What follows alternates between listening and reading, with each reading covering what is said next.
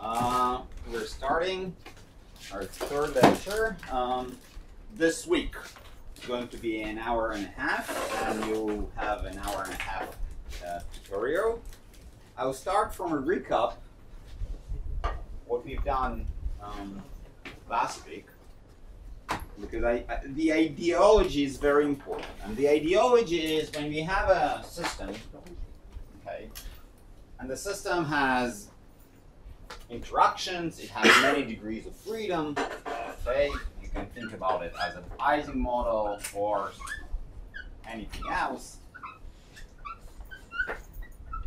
But those degrees of freedom are microscopic, and interactions are not too extended. The first idea is somehow average over those microscopical degrees of freedom and produce what we call a field description of the system. Okay? Now, out of this, we have a continuum representation. עבור מה? עבור קורס שאנחנו פותחים, ואנחנו רוצים שאתם תירשמו לקורס הזה. קורס בתעשיות פיזיקליות. קודם כל, נעים מאוד, אני אלישבע. אולי קיבלתם ממני מיילים, אז הנה אני פה, לא רק במיילים. וזה בקשר לקורס תעשיות פיזיקליות, חדשנות בתעשייה פיזיקלית. זה קורס שאנחנו פותחים, וקורס במיוחד בשבילכם, אוקיי? ממש לשלב לכם ולהנגיש לכם מהאקדמיה לתעשייה. אני ממש ממליצה להירשם לקורס הזה, וכל שבוע יגיע לכם בוגר אחר של המחלקה, שהוא בתפקיד בכיר, הוא ממש יחבר אתכם מעולם האקדמיה לעולם התעשייה, בעצם יראה לכם איך זה משתלב, את הדרך שהוא עשה, איזה מקומות עבודה פוטנציאליים יש לכם בעתיד. בקיצור, אני חושבת שזה קורס שהוא חובה. הקורס בעברית? כן, הוא בעברית, זהו, בגלל זה אני... The class she is presenting is in English, in Hebrew, so it's not relevant to the English speakers. אוקיי, אז אני אומרת, תירשמו, זה הזמן. זה לא מופיע לאינבר. אם זה לא מופיע באינבר... אתה תוכל לדבר איתה אחר כך? כן, כן, כן, סליחה. תודה. Great. So whoever is interested in this class, talk to Elisheva, I think, what's her name? Yes, great. Okay, so we represent everything by some sort of continuous field, okay? And it's already not localized, it's already not microscopical. We assume it somehow continuously describes everything. The most important part is to represent whatever we have here. So we lose the microscopical representation in one when we perform this averaging, but due to this averaging, we only need some sort of effective Hamiltonian. Let's call it this way. And our effective Hamiltonian is basically described by symmetries of the system. Okay. So we have assumptions about the symmetries of the system, and we have an assumption of analyticity of f of x. Like here we have this field. Now this analyticity allows to us to write down the Hamiltonian or the free energy, whatever we call it, as some sort of integration over the density or the energetic density, which is described by derivatives of phi of x, or whatever is satisfied by the symmetries. Right? Can I ask a question? Yes. We assume that this field is analytic only in the bulk or also in the boundaries? Okay, so we basically haven't spoke about boundaries. Boundaries are some sort of boundary conditions. That's it. Right? So if you're asking what happens after the boundary, I don't really care. Well, you can set a boundary conditions, okay, and your field is going to satisfy them. That's it. Okay. Okay, so we have phi of prime, and phi prime prime, etc., etc., etc. Here we have d of x. So this is the Hamiltonian for a given representation of the field. Okay. This is represented by big F. Sorry? The density. Density of The energetic density of the system. Okay? Now, the next step was, so the moment that you have this and you use symmetries, usually you obtain some sort of Ginzburg-Landau Hamiltonian. And so the Ginzburg-Landau Hamiltonian that we have written, d of x, here we had the function, which was r to the 2 phi squared plus u to the 4 phi squared phi to the 4th plus 1/2 the gradient of phi squared minus h of phi. Okay. And we discussed how and why this Hamiltonian was obtained. You basically take only the lowest order description. This is the analyticity, okay, and you use symmetries, and this is the Ginzburg-Landau Hamiltonian. Ginzburg-Landau. Now, the moment that you have Ginzburg-Landau Hamiltonian, you can say, well, great, I have everything. Okay. Now, sometimes the Ginzburg-Landau Hamiltonian will have additional terms. Sometimes we won't only have grad of phi, we'll have some additional or some different terms. It all depends on what are your symmetries of the system. Okay. Now, you averaged over interactions, okay, but the interactions somehow dictate specific symmetries, and those symmetries penetrate into the definition of your Hamiltonian.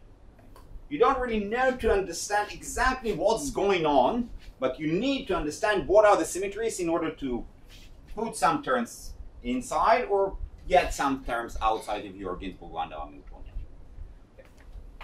Now, this is great, but there was a trade-off. And what was the trade-off? The trade-off is that when we expanded everything, we assumed that we have an energetic Hamiltonian that we can expand, and this expansion looks like that, but we have absolutely no idea what are those prefactors over here are. We have some assumptions about them, but we don't really know what they are. Why? They dictated by the local interactions that we averaged over. They actually can depend on temperature because you averaged over local degrees of freedom, and those can depend on the temperature. So in general, those three factors can depend on the temperature, on other stuff. You don't really know what they are. In order to know, you need to go to a specific microscopical model to perform a specific averaging, and then you'll get an idea what those terms over here explicitly are. But unless you have done it, you don't really know what those terms are. So this is the trade-off. You get a general perspective and prescription of what to do and how to operate, but there are some, well, I could call it some information got lost in between because of your averaging procedure. Okay, so you have to do the averaging in order to get to this point, but when you do this averaging, you lose information and you don't know what those terms are. Great. Next step, we are in statistical physics. So the next step is to compute the partition function, right? So the partition function is just a sum of all possible states inside your system. Now you describe your system, by means of this field over here. So this is a trace. Trace, I mean sum over all possible states. Of what? E to the power minus beta your Hamiltonian. Okay. So this always works. The problem is, what are your states? What are your traces? Now, since you operate with this field describes your Hamiltonian, the possible different states are the possible representations of your field. Okay. And this guy, it is actually a functional integration, okay, d of phi e minus beta h. And I will explain to you in a second what I mean by functional integration. So this is what we have to perform. This is functional integration. Now in the class of statistical physics, we usually have a model and then we sum up over all the different states. Same goes over here. You have a model, which is your phi. You have to sum over all the possible states of phi. Here it's a possible representations of phi. So what we do now is called lattice regularization.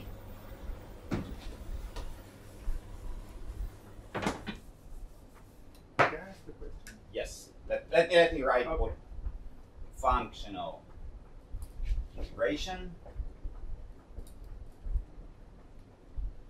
and lattice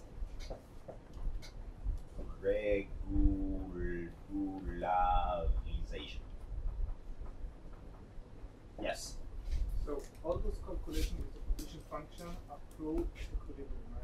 Yes. So once you introduce a finite gradient to the field, I can identify it as a current, which means we are outside of it. Oh no.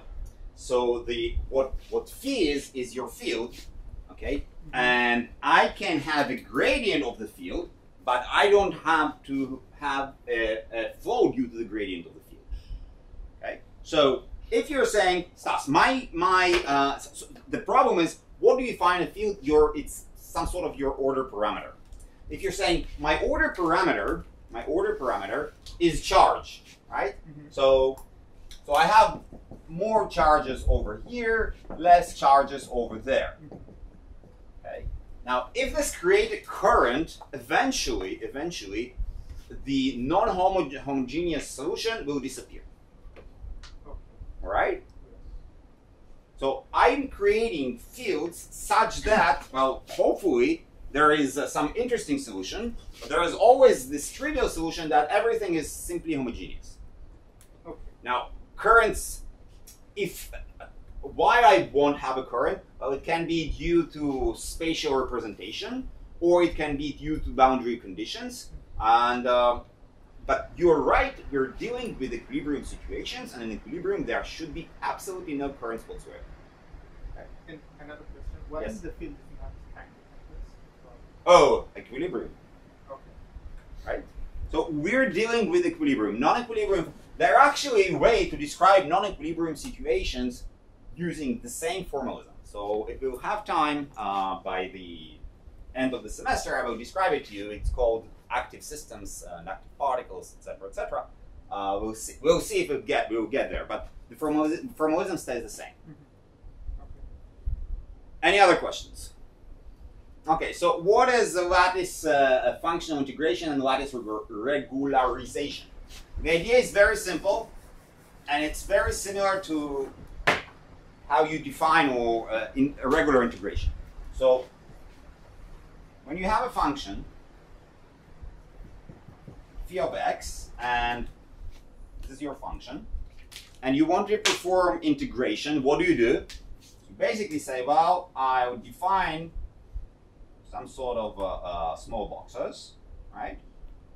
I approximate everything or the behavior of this function by those boxes over here. Right?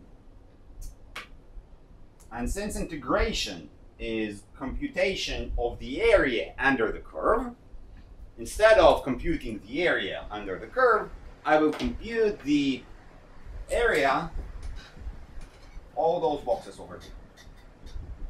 Okay, so this is a Riemann integral.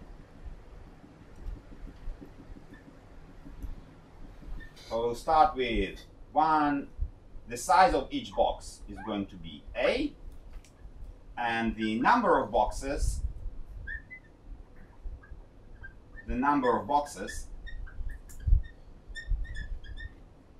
is n. So I'm going to take the limit where a goes to 0, okay, n goes to infinity, a n stays constant, which is the length over which I'm integrating. And the integration is just a summation procedure. I have here phi1, I have phi2, and phi3, and phi4, and phi5, and phi6, etc., etc. And the integral over phi of x dx, right, is just a summation. I goes from 1 to n, phi I multiplied by a. So I can take a out, so it's simply a summation I from 1 to n, phi I. Why? Phi I multiplied by a is just the area of the box. Okay, so this guy diverges, this guy converges to 0. Somehow all the sum converges to a finite number, which I call the integral. The same goes for this functional integration. Okay, it's the same idea. Why is the same idea? Let us try to do it in 1D, and it's very easily generalized to any dimension. So what I'm actually doing, let's assume that I have a one-dimensional system. Okay, this is my x. Start from 0. I end at L. So functional integration, the idea of functional integration is to say, okay, pick up phi. So this is your phi. You take this phi, you stick up it inside your Ginzburg-Landau Hamiltonian, you perform an integration, okay, and then you plug it inside e to the minus beta h. And this is you have done for one specific phi. Then you take another phi. Let's assume that it goes like this. You have taken another phi. You put it inside your Ginzburg-Landau Hamiltonian. You perform an integration, and then you have an additional contribution to the partition function. Okay. Now you go to a third phi, which, for example, looks like. No, this is not a function. Okay. You have a third function that you also take, plug inside the Ginzburg-Landau Hamiltonian. You afterwards the solution you take and plug it inside the partition function, and you go it and do it on and on and on and on and on. But well, this is hard to do. So what you actually do, instead of picking up a bunch of different functions, you say the following. Let's do something that looks like this. Okay. So first of all, our one-dimensional space, we will regularize and construct a lattice. So this is I goes from 0 or 1, and I goes for 2, and this is 3. Okay. So we have spacing over a lattice, and the width of the spacing is A. Width of spacing. N is the total number of lattice spacings. All right. Number of boxes. This is number of boxes. Great. Now we have a condition that all the time, I'm sorry, all the time what we do, all the time, n multiplied by a equals to L. Right. Why? Because at some point we would like to take n to infinity and a to 0. As we did when we computed the integral over here. Okay. But you do here something else. Okay. For each point, you say this is going to be phi 1. And here I'm going to have phi 2, and here I'm going to have phi 3, and here I'm going to have phi 4, and here I'm going to have phi 6, phi 5, I'm sorry, and etc., etc., etc. So you assume that at each point of the lattice, you have a finite number, well, any number, which you call phi 1, and phi 2, and phi 3, and phi 4, phi 5, phi 6, phi 7. Okay. Now, sorry.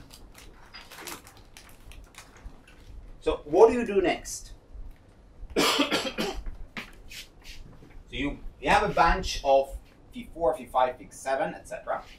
And you look on what you need to perform in your Ginzburg-Landau Hamiltonian. So in your Ginzburg-Landau Hamiltonian, you say, instead of performing, let's focus on the first term. So you have an integration from 0 to L dx of r divided by 2 phi squared. So what I'm doing is, instead of looking on this Hamiltonian or in this integration, I'm saying I'm going to represent it. So let's take r over 2 out. I will have an integral from 0 to L of phi squared dx. And instead of doing this integration, I'm saying, well, let's do the Riemann sum. So I have phi 1 and phi 2 and phi 3 and phi 4 and phi 5, etc., etc. I'm saying this integration is just r over 2. Summation I goes from 1 to n. Here I have a instead of dx, phi I squared. Okay. Now I'm doing this for a very specific set of numbers which I've chosen: phi 1, phi 2, phi 3, phi 4, phi 5, phi 6, phi 7, etc., etc., etc. Now I'm doing it for each and every part in my Hamiltonian. So I represent all the different parts of my Hamiltonian or my integral by finite sum.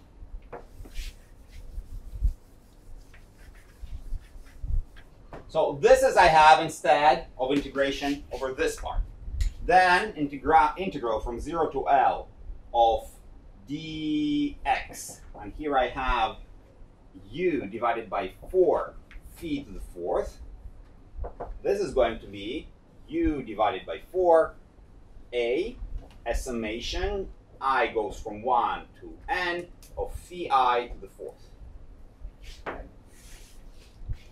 The same applies to this guy. So the integral of minus h phi from 0 to L over dx is going to be minus h a summation I goes from 1 to n phi of I without any fourth, without any squares, with etc. Okay. The only other thing that is left is this gradient over here. Right? Now this gradient, a little bit tricky, but we can do it. So what is a gradient of phi? We have a one-dimensional system, so it is d phi to dx. So we write it down as phi I plus 1 minus phi I divided by a. That's it, right? This is our derivative. So an integral from 0 to L 1/2 grad phi squared dx. It is 1/2. We have a. We have a summation I goes from 1 to n. We have phi I plus 1 minus phi I squared divided by a squared. And this means that we have 1/2 a to the power minus 1. Summation of I goes from 1 to n. Phi I plus 1 minus phi I squared. Yes? We started the class in saying that we created phi to be continuous. Yes. So now we are back to a discrete discrete. Oh, so very, very good. So it's a good point. We started with microscopical description, and now we have a continuous phi, but I don't know how to perform this functional integration. The only way that I can perform this integration is by doing Riemann sum. That's it. Now, the answer to your question is, well, when I'm taking A to 0, I'm actually forgetting about all the microscopical details that were there, but now they're gone. It's gone. Okay. So when we, what is on Think about the mathematical trick. I constructed a function. I'm saying to you it's a continuum function, but now I have to integrate over it. When you integrate, how you integrate in practice? In practice, you construct. Okay, you're forgetting about all the steps, but what do you have to do in practice? I'm giving you a function, you construct Riemann representation and take the limit. So why not do it? You have a bunch of tricks that been taught to you since high school how to perform integration, but all those tricks, what they are actually doing, those tricks are, give me a function, I will construct a Riemann sum, I will take a limit and will give you an answer. This is exactly what I'm doing over here. So theoretically speaking, we can have other methods of summation, given that we can perform them mathematically. Yes. There's nothing special about this type. Nothing special about it. Nothing special. It's how you perform integration over a function. The standard way is to write it down as Riemann sum. Great. Now, what do we have? We have that our Hamiltonian is, instead of all those integrals, we have inside our Hamiltonian, we have the following thing. We have R over 2, or let's write down as we have a sum, R, a sum, I goes from 1 to n, okay? And inside this sum, we have R divided by 2 multiplied by A, phi I squared, plus U divided by 4 multiplied by A, and we have phi I to the 4th. And we have minus HA phi I to the 1st power. Okay. And also, we have this guy, so it's plus 1/2 A minus 1 phi I plus 1 minus phi I squared. So this is our H. Okay. We still need to take a limit at some point. Okay. But when we look on Z, we know it's a trace over e to the power minus beta H. So we write down this means by beta H. So it's e to the minus, and here I have a summation. I goes from 1 to n, and here I have all of this.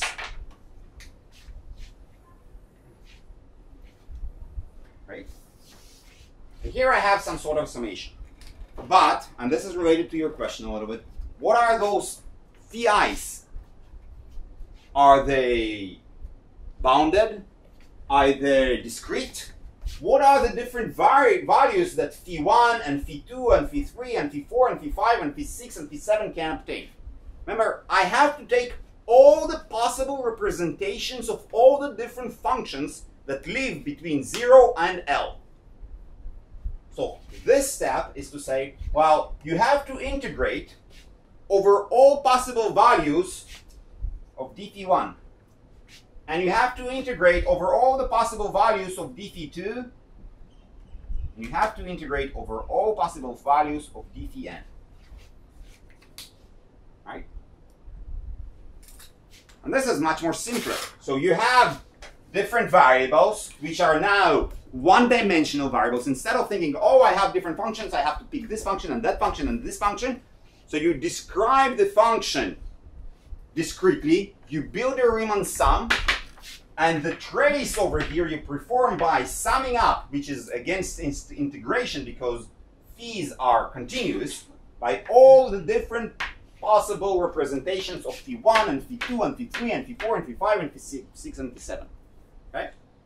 This is a functional integral. Okay, so this guy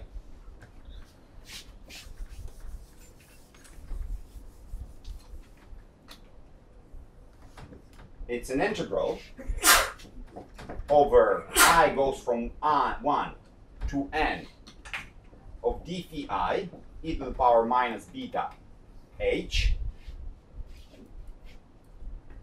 And when a goes to 0 and n goes to infinity, this is what we call a functional integration. You integrate over all the possible representations of phi. How you do it? Well, you choose your specific phi by setting up phi1 and phi2 and phi3 and phi4 and phi7 e to the power minus beta h. Okay? So this is functional integration.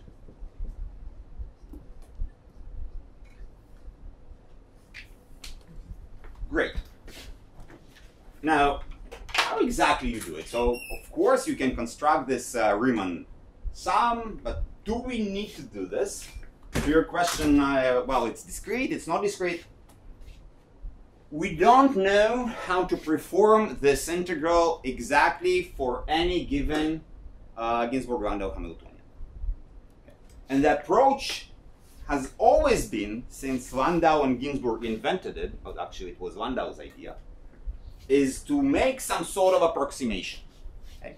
You do not go and say, well, I'll figure out this, this integral, I'll perform some sort of regularization, and I'll figure out what exactly this integral is, and that's it. So the idea in physics is to use some sort of approximations in order to understand what it equals to, or what are the main contributions to this integral. The moment that you have partition functions, you're done. But it's always the problem, how you compute it. Okay. And the idea of Ginzburg and Landau, mainly Landau, was to say, let's try and compute it using some specific techniques or approximations. And the first approximation, I think I said it to you last week, is to say, we'll do a mean field.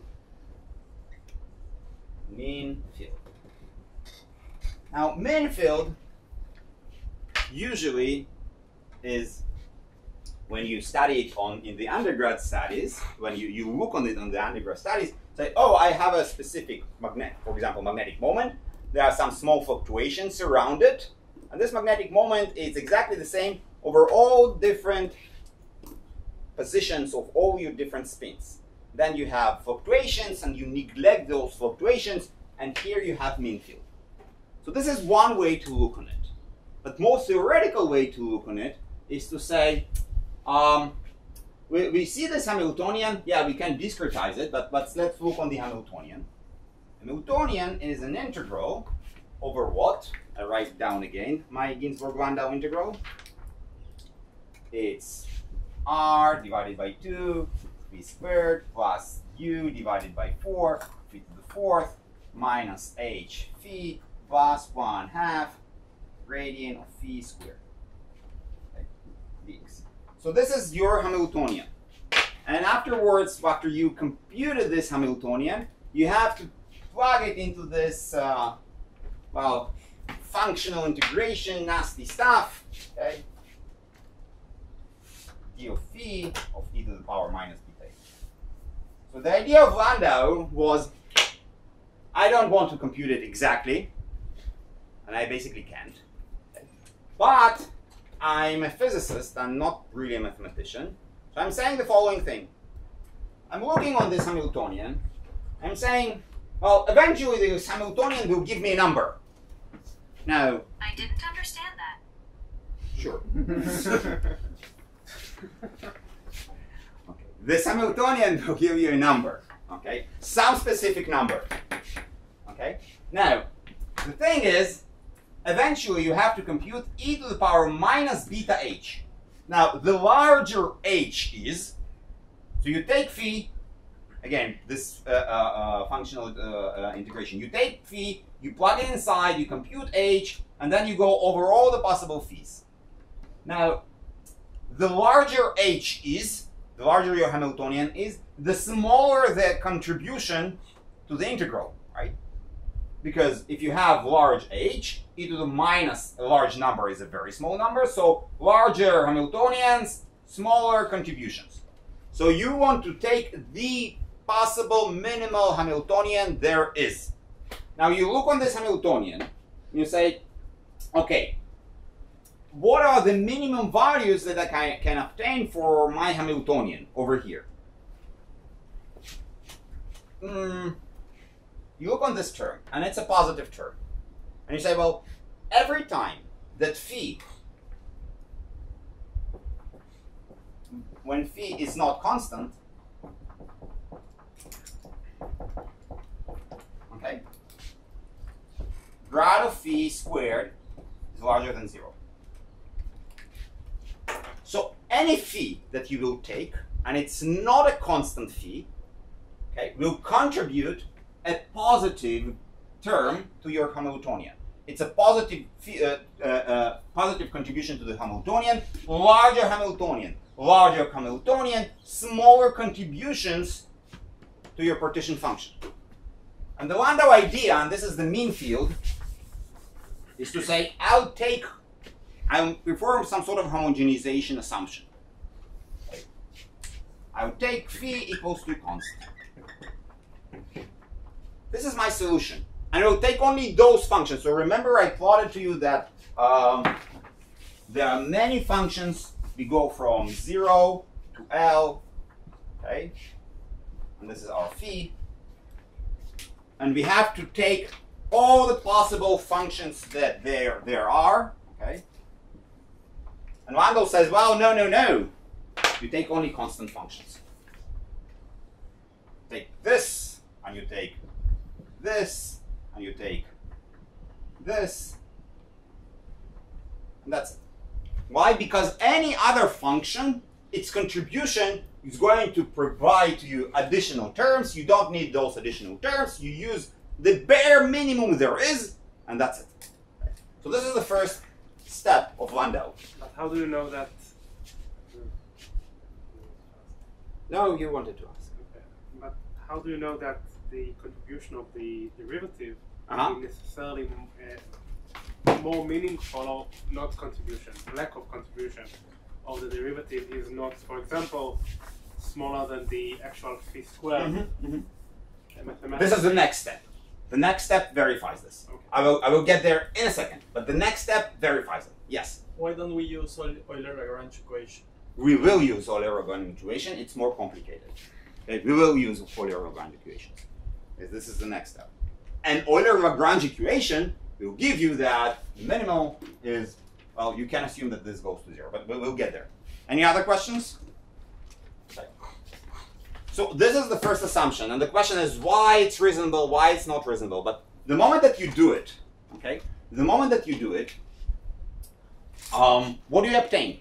If you assume that phi is constant, okay. So you have e to the power minus beta.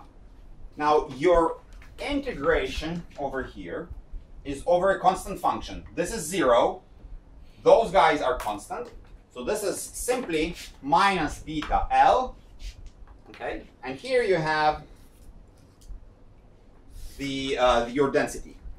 R to 2 phi squared plus u to 4 phi to the 4th minus h of phi. And those phis are constants. Okay? Now those phis are constants. Let's call them small m. Phi equals to constant equal to m. So we go and plug m here, and m, and m. So this is e to the power minus beta Hamiltonian, the integration over the space. If it's one dimension, it's L. In general, it's the volume of your system. But you have to perform this additional functional integration. Now you have chosen only one specific type of function, which is a constant function. So you integrate over the value of this m over here, dm, and this goes from minus infinity to infinity.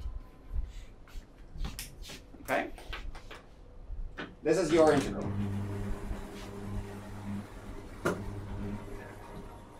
The next step is something that's called saddle point approximation. And you've seen this during the tutorial approximation last week.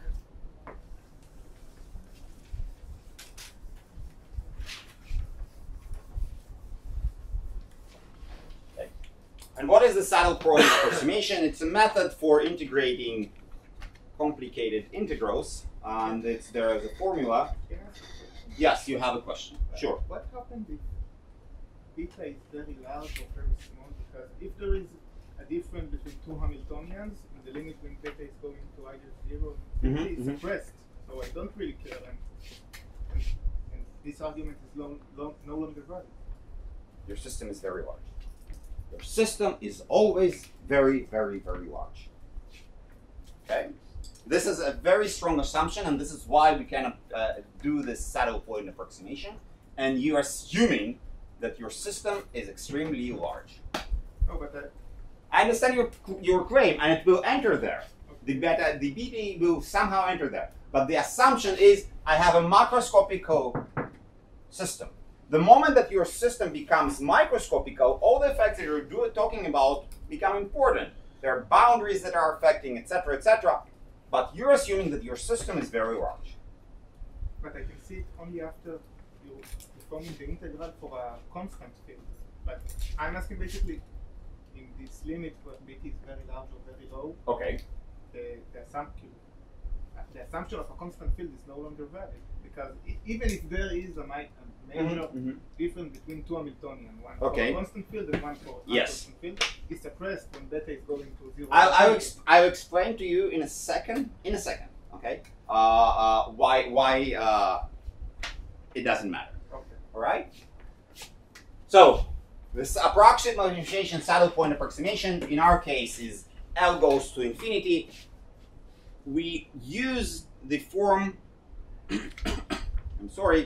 use the form, Laplace form, which says the following. If we have an integral, assume from a to b, of e to the power minus L, and here I have a function Vx, okay? Vx. And this is my integral that I have to perform. It can be between a and b, can be minus infinity, plus infinity, it doesn't really care. The only thing that I care is that v has a minimum. X0 is a minimum of Vx, or at x0, Vx attains minimal value. Okay. And x0 is between a and b. The moment that those two conditions are satisfied, this integral is approximately e to the power minus L Vx0, okay? And there is some additional constant. Okay? This additional constant is a square root of 2 pi L, and here I have v prime prime at x0. Okay. So basically up to second order. Yeah, well, there are some additional, everything decays faster. So look at what it tells us. So if I have an integral like this, I'm taking only the minimal value, okay? and multiply it by L. Now, the question here was, oh, maybe there are some additional configurations of the field that I have neglected in my Landau mean field approximation that will contribute more. And my answer is, we always take the L to infinity limit. And in the L to infinity limit, the only point that is important is when your H is minimal. Okay? And H is minimal, if you look on this guy, H is minimal always when you take out of it some positive terms. So if you take this term out, H is going to be minimal. What exactly minimal and how minimal, you don't really care, because you only need one specific point. And that's it. You found this point, you're good to go. And my claim is that any other configuration, due to the positivity of this guy over here, okay, is going to contribute something which will be not the minimal value of our Vx. Right? So if I hadn't had the saddle point approximation, you might be right. But the saddle point approximation forces me to take the bare minimum of the Hamiltonian. And the bare minimum of Hamiltonian is achieved for a constant value. I don't care about beta. Beta is outside. It's not affecting the Hamiltonian at all. Okay. Fine? No. Okay. But maybe I will come later. Yes. Question a little bit before, and we just assume that we have a field which is constant. Yes. Or is it physically just the case that there will always? Okay. So great question. So have Landau guessed, or he was a good mathematician? I think both. I think both. So first of all, you know what happens, or he knew what happens at physical systems. He knew that at low enough temperatures, all the spins, an Ising model or magnetizations, there is some specific order that happens in the system. Okay. Now this order, it's at least at very low temperatures, is exactly the same everywhere. Okay. You look on the magnetization over here, you look on the magnetization over there, it's going to be exactly the same magnetization locally. So there is this physical intuition that I should look for a solution where the field is constant. This is point number one. Point number two, which is mathematical, is this saddle point approximation. The saddle point approximation tells us, and I'm repeating this, when you have a function, L, over here, and you have v of x, you only care for the most minimal value of this function, and that's it. And when you look on this guy, you say, this is always a positive contribution, I should get rid of it. That's it. Okay. So, two aspects, I don't know what came first. I think both came somehow at hand. Okay, so the moment that we have it, we're done, right? Because, again, we started with fields, and functional integration, regularization, etc., etc. But the saddle point approximation and this constant field assumption makes life easier, right? Everything becomes easy. So the prescription of Landau, at least at this limit of mean field approximation, is, well, take your Hamiltonian. This is your Hamiltonian, this integration. Okay, forget about integral, forget about gradients, okay? Look on this function, instead of phi, you have m.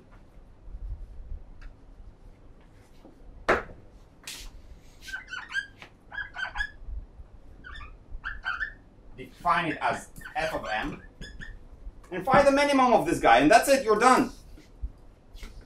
This is the approach.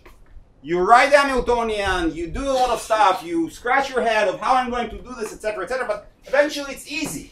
At least in this limit, we'll see, but maybe the limit is not applicable. But at least Landau tells us it's easy, eventually it's easy. You have written your Hamiltonian, forget about the integral, forget about the gradients, look on this guy, and find the minimum. So find the minimal value of f of m,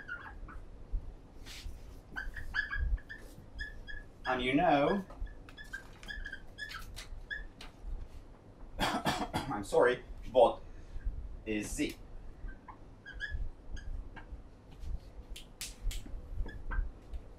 Now, the moment that you know what is z, you remember that you took a class on statistical physics, and in this class, somebody taught you that the free energy is -1 over beta log of z. And if you know the free energy, you can know what is the magnetization, you know what this, you know everything. You know the speed, the specific heat, whatever you need, it's here. This is why somebody taught you this class on statistical physics. Okay, so great. So everything comes to what? To finding this phi of m, and that's it. Phi of m you already have, to finding the minimal phi of m. So let's do it. You don't need any functional integration, no nothing. It's all steps in between. So I don't know how mathematics is taught here in Mathematics 101, but when you take a calculus class, so you've been taught for a full semester about convergence and summations and etc., and it's all for what? For you to know how to integrate eventually. But there are some very simple rules how to integrate, and you don't really care about whatever is hidden inside. The same applies over here. So there's a lot of physics, mathematics, intuition that's a bunch of intermediate states. States to final solution. What's the final solution? This is your function, find the minimum of this function, and that's it. And it's almost for every other Ginzburg-Landau potential. So the hard part is, okay, write down, include the symmetries, write down the Ginzburg-Landau Hamiltonian. Oh, you have written it down, get rid of all these gradients if you want, and find a minimum. Okay, so finding a minimum.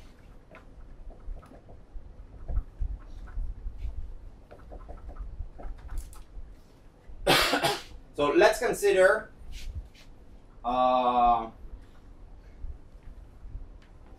H equals 0 case. So no external field.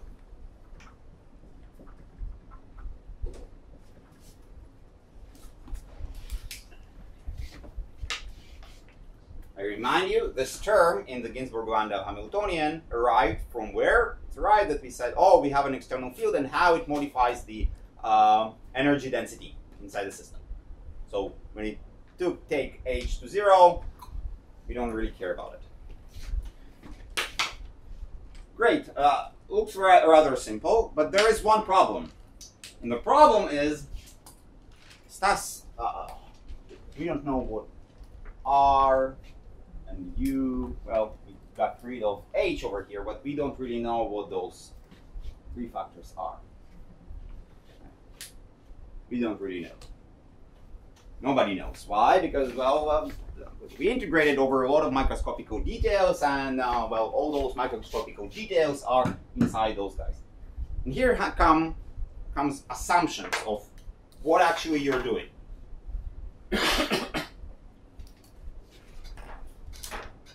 And the assumptions are, let's look on the physics. So the mathematicians can say, well, you don't know. Maybe they depend on M, maybe they depend on something else. You don't really know what R is. And the assumptions coming from, always in physics, the assumptions are coming from what happens in experiment, what happens in real life. And in our case, if you're looking on the magnetization, so M is the magnetization of your system as a function of temperature. You know that there is a critical temperature, Tc, and below the critical temperature, the system has absolutely no order. There is no macroscopical magnetization inside the system. When you go below TC, sometimes it will get positive magnetization, and sometimes it will get negative magnetization. Okay. Now, how it helps you?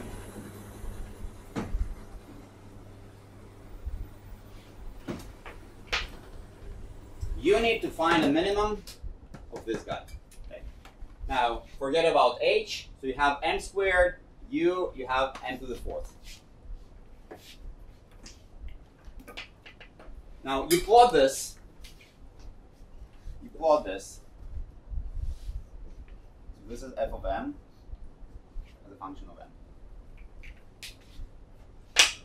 When you plot it, say, well, if r is positive, and it's always positive, and this guy is positive, okay? The only thing that I get, if r stays positive and u stays positive, the only thing that I get is some functions that look like this. Okay? So no matter what the temperature is, okay, no matter what the temperature is, if r is always positive and u is always positive, this is what I get, okay? And the minimum of this guy, it's always m equals 0. So if as a function of temperature, u is not modified and r is not modified, then I'm always at this regime. There is no critical temperature, right? Okay, so I know in order to get a phase transition out of this formalism, I need that something can change as a function of the temperature. Okay. All right, so it's either r or u that will maybe flip sign. The problem with u is that it cannot be negative. Why u cannot be negative? So let's assume that u becomes negative. If u becomes negative, then eventually this guy will go to minus infinity and minus infinity. Okay? Because for larger and larger m's, if this is a negative, this is the dominant factor. So the only thing that I care is about this guy. Okay? And it goes to minus infinity, so there is no minimum. There is no minimum. Well, there is no specific solution. Okay? So I cannot have u be negative. So u is always positive. But r can actually be negative or positive. Okay. Now, I'm doing this following thing. So if you look on how those guys behave near TC, I can say, well, I expanded in Taylor expansion. I would say, well, r in vicinity of TC, okay, r is r0 or a0 plus a1 t minus tc plus all the other different terms.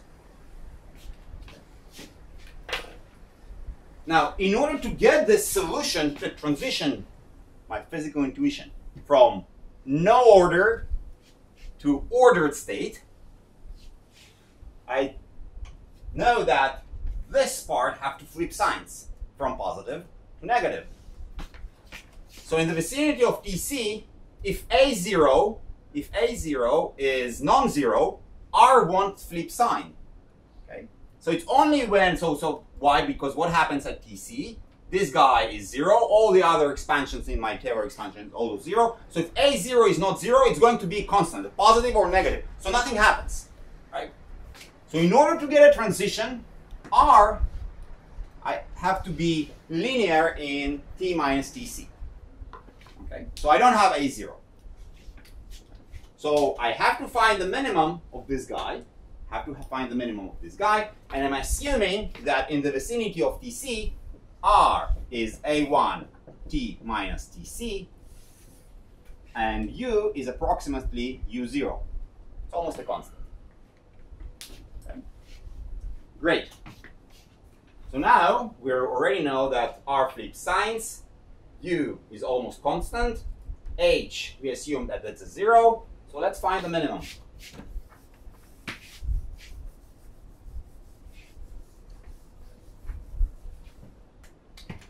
So df to dm has to be 0, and it equals to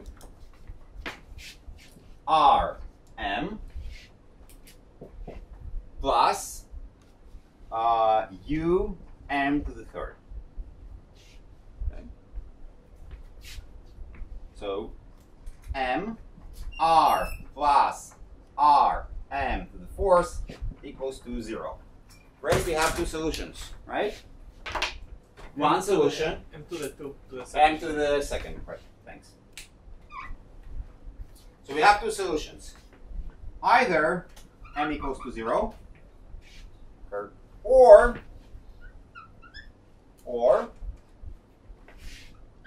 m equals to plus minus a square root of what?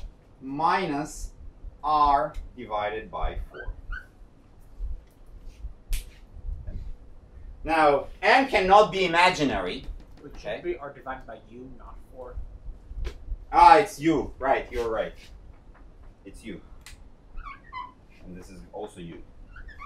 My u looks exactly like 4. So r divided by u. U is a constant, a positive constant. R can be negative. Okay, in our assumption, it's actually when t goes below Tc, it is negative. So these are the two solutions for the magnetizations for the order parameter that we get. Above Tc, okay, in this stage, when t is larger than Tc, R is positive, right, according to this assumption over here. Since R is positive, there is no imaginary solution because, well, we're dealing with physical quantities, and in our case, the order parameter of magnetization cannot be imaginary. There are some other order parameters that maybe can, but their Ginzburg-Landau potential can, Hamiltonian is different. Okay? So above Tc, there is only one solution. T above Tc. Below Tc, there is 3 solutions. This solution, and also this solution. So T below Tc. And R equals to A T minus Tc. Now, which solution to take? We have 3 solutions. Now, remember, the saddle point approximation tells us, do not pick the local minimal value.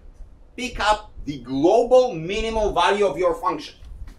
So you plot this guy. I mean, wouldn't it be easier just to see when the extrema at m equals 0 changes from a minimum time? At Tc, all those solutions are exactly the same. Yeah. At Tc, this is 0 and this is 0, so all the 3 different solutions are exactly the same. Okay? But below Tc, if you plot it, you will get something that looks like a W. Okay? So this is minus m0. Let's call it m0. This is plus m0. This is 0. How it changed from the previous graph? What? How it changed from the previous graph? From what? From here? Yeah. No, so this is only in the case when R has to be positive. In our case, R is a function of the temperature, so it can flip signs, right? So this is R smaller than 0. Now, according to the saddle point approximation, you have to take one solution. So it's either this guy or either that guy. Okay. And they are symmetric.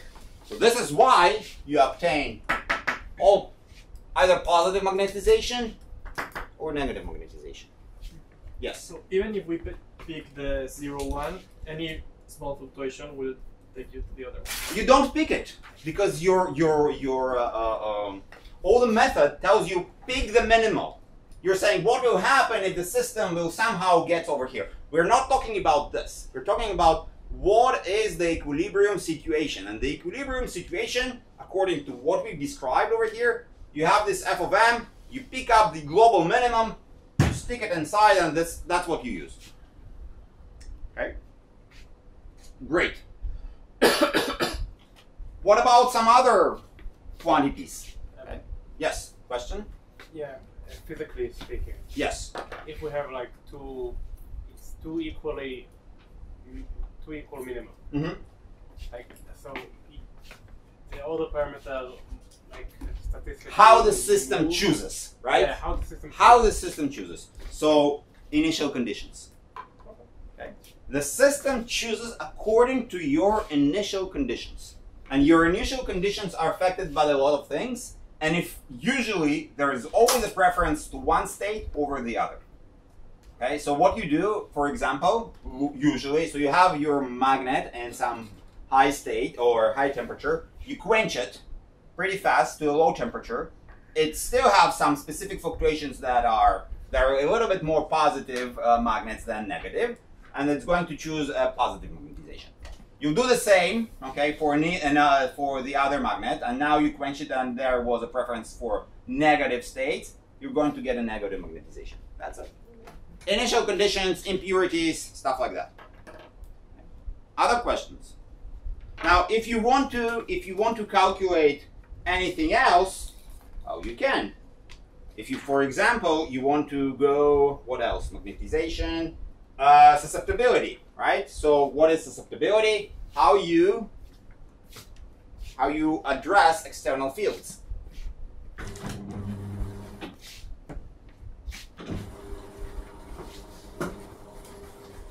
I don't know. In my perspective, it's easier than the solution that you had in the third year, when you have this hyperbolic tangents, etc., and you had a graphical solution. It's nicer that way.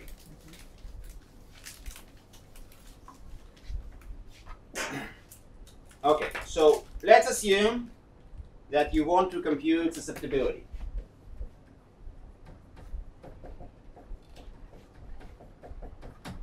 What is susceptibility? E is dm to dh. M is your magnetization. In the limit, h goes to 0. So you want to say, I applied external field. When I applied external field, my magnetization is turned into something. If I applied a positive external field, magnetization usually is going to be positive. If I applied a negative magnetic field, external field, magnetization is going to be negative. So the system somehow responds. It has a response to an external application of a general field. Now you want to compute this response in the limit where h goes to 0. Why not to use it when h is very, very large? Because usually then you break something, and you don't want to break your system. So this is why the susceptibility is defined in the h goes to 0 limit. Now, I will remind you what we had. So we had f of m, our function of m, was equals to what?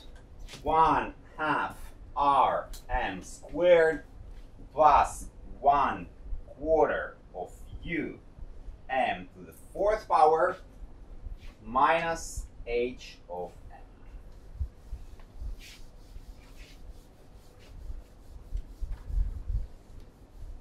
Now, you know that you're operating where? You're operating where f of m is minimal, right? So whatever happens to your system, it sits in this specific state when this f of m attains a minimal value. So whatever happens, df to dm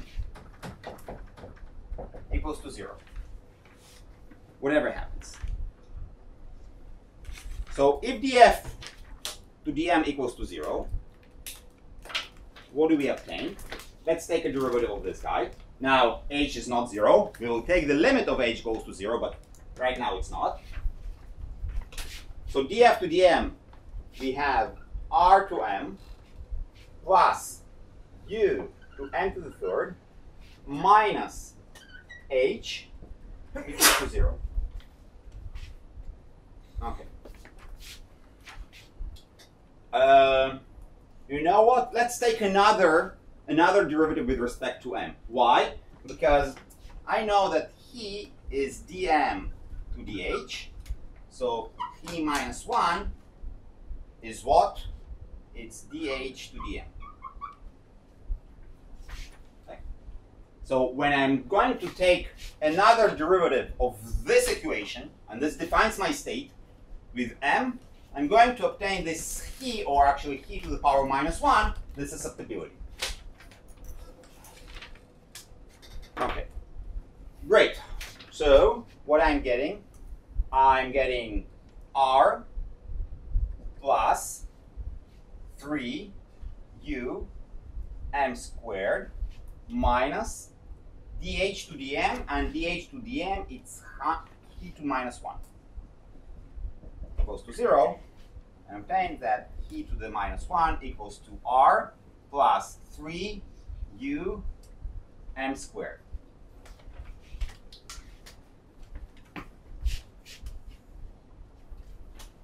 Okay.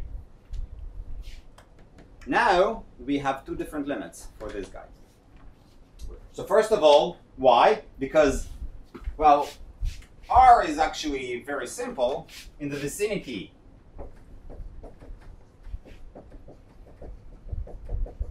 of Tc, we know that r is a1 t minus Tc. This we know. Now for m squared, what do we have? So for t larger than Tc, m squared equals to 0. For t smaller than Tc, we pick one of those solutions, minus m0 or plus m0, right? Sorry? I kind of missed the why the susceptibility becomes h. Why did you switch it? Why I'm getting from this equation to that equation? Yeah. I took a derivative with respect to m. That's a simple derivative. That's it. And then you have a derivative of h with respect to m, and I'm using this form. I kind of missed it. All right. Now, when I'm below the critical temperature, I have to take one of the two solutions. Now, because I have m squared over here, okay, it's never 0. It's always something like that. Okay, so I have m squared equals to r divided by u with a minus over here. So this is what I'm getting. Okay. Great. So now let's plug for t larger than Tc and t smaller than Tc. Shouldn't it be? No. I thought it would be plus or minus. No. Because they squared root. Yeah. I plotted the m squared. Yeah. Okay. All right. So for t larger than Tc, m squared equals to 0. I don't have this term. I only have r. So I'm getting that e to the minus 1. It is.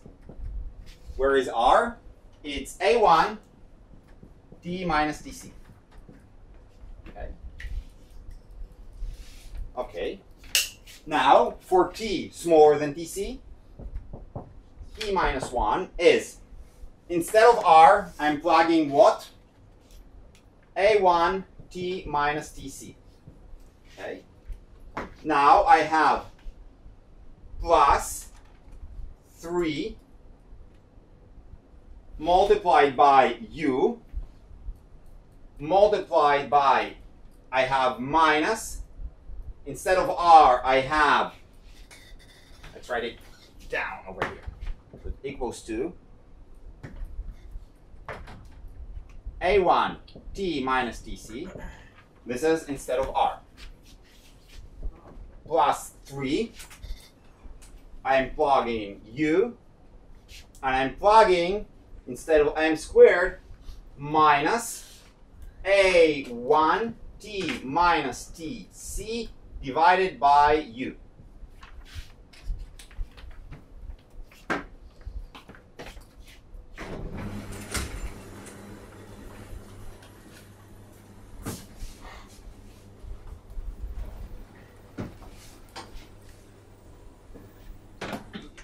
So I'm continuing over here. To be more accurate, Yes. would you do the original calculation from which you took the m square equal minus r to? No, why? I know what's m squared in equilibrium. Yeah, but in your Oh, I calculation, understand. you I did understand. H So equals why 0. I'm using this? Because I'm taking h to 0 limit. But it's like This is the solution, right? This is the solution. And here I'm taking h goes to 0. When h goes to 0, r is not affected by h, and m squared have a very specific value. so your assumption is that the derivative of h does not zero out, but h itself does. Yeah. Okay. No, it's well, whatever it happens over here. Now I have to calculate it in the h goes to 0 limit. I know what's r in the h go to 0 limit, and I know what m squared in the h go to 0 limit. Okay. No assumptions. So the only assumption is, well, it's not an assumption. It's calculated in the specific limit when h goes to 0. There is no h on the right hand side. Great. So what we have? So for t larger than tc, e to the minus 1 is a1 t minus tc, and for t smaller than tc, e1 is what is 2a1 tc minus t.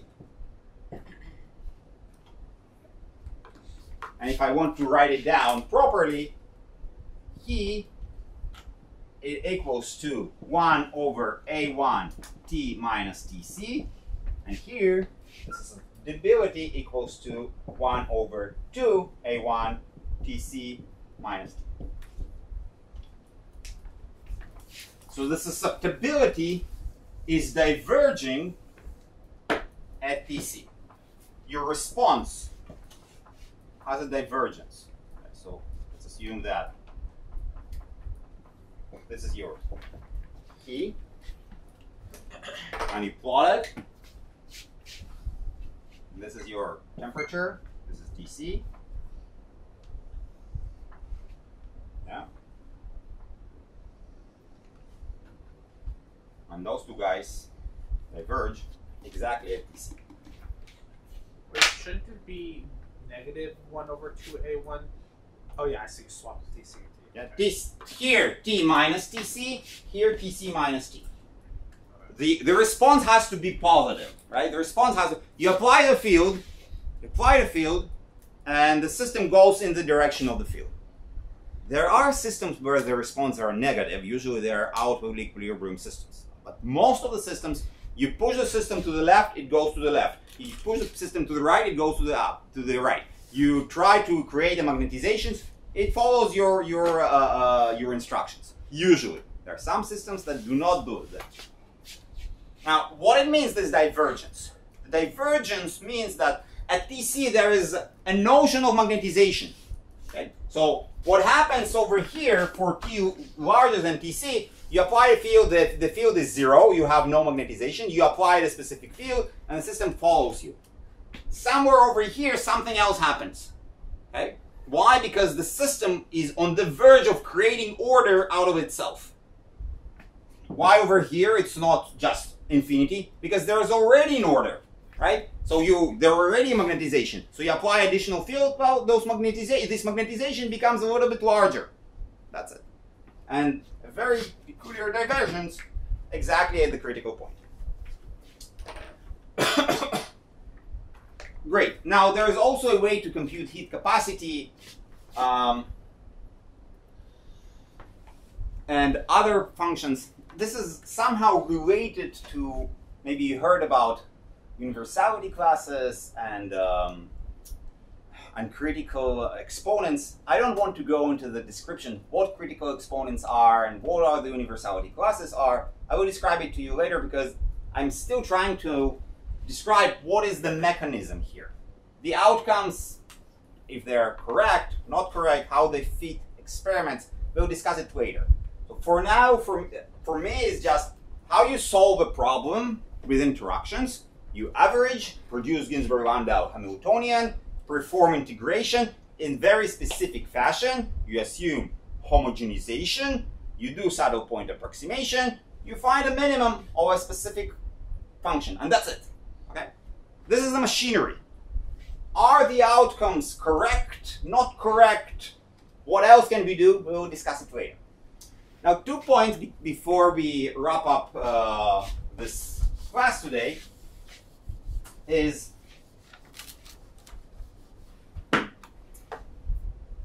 phase transitions, usually associated with some sort of divergences or jumps, so something that happens in a non-analytical fashion. Okay? And everything that we assumed over here, in our class, the moment that we averaged over the microscopical degrees of freedom, everything was continuous. Remember, we constructed the Hamiltonian, and the Hamiltonian there was an assumption of analyticity. Everything all the way was always analytical. Okay, we haven't included any divergences, nothing peculiar. We always assume all the functions are smooth, they're differentiable, etc. Everything was absolutely smooth. How come that from this smooth framework we obtain phase transitions, divergences, and other stuff? Okay? How this happens? And the answer is this saddle point approximation.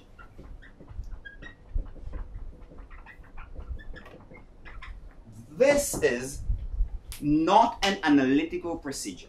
Okay? The saddle point approximation, I remind you, is that if I have an integration from a to b, e to the power minus L Vx dx, it says that this integral in the large L limit, we will call it a thermodynamical limit.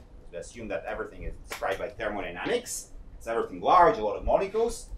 Goes to e to the power minus v minimal value minus L, I'm sorry, minimal value of v of x. Okay. And this step, only this step, which is applicable only in the large L limit, this is what is responsible for all the appearances of all those divergences, non-linearity, not non-linearities, non-smoothness of the solutions. Why? Because this procedure, it says to you, pick up a global minima. Not a local minima, not modifications of local minima. Pick up a global minima. So if you have a function, okay, that looks like this, this is your v of x.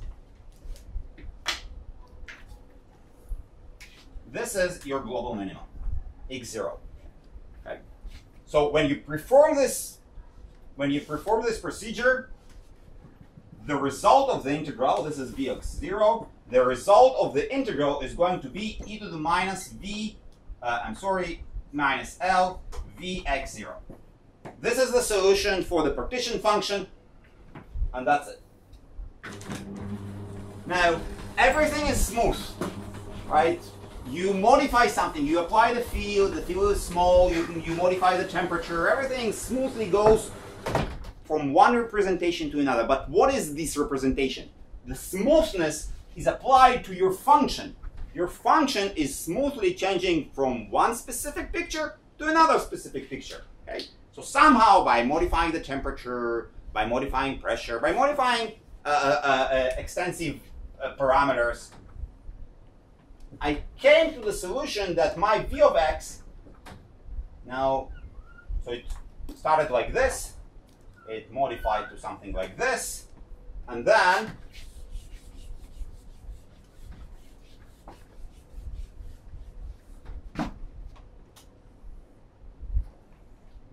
it was modified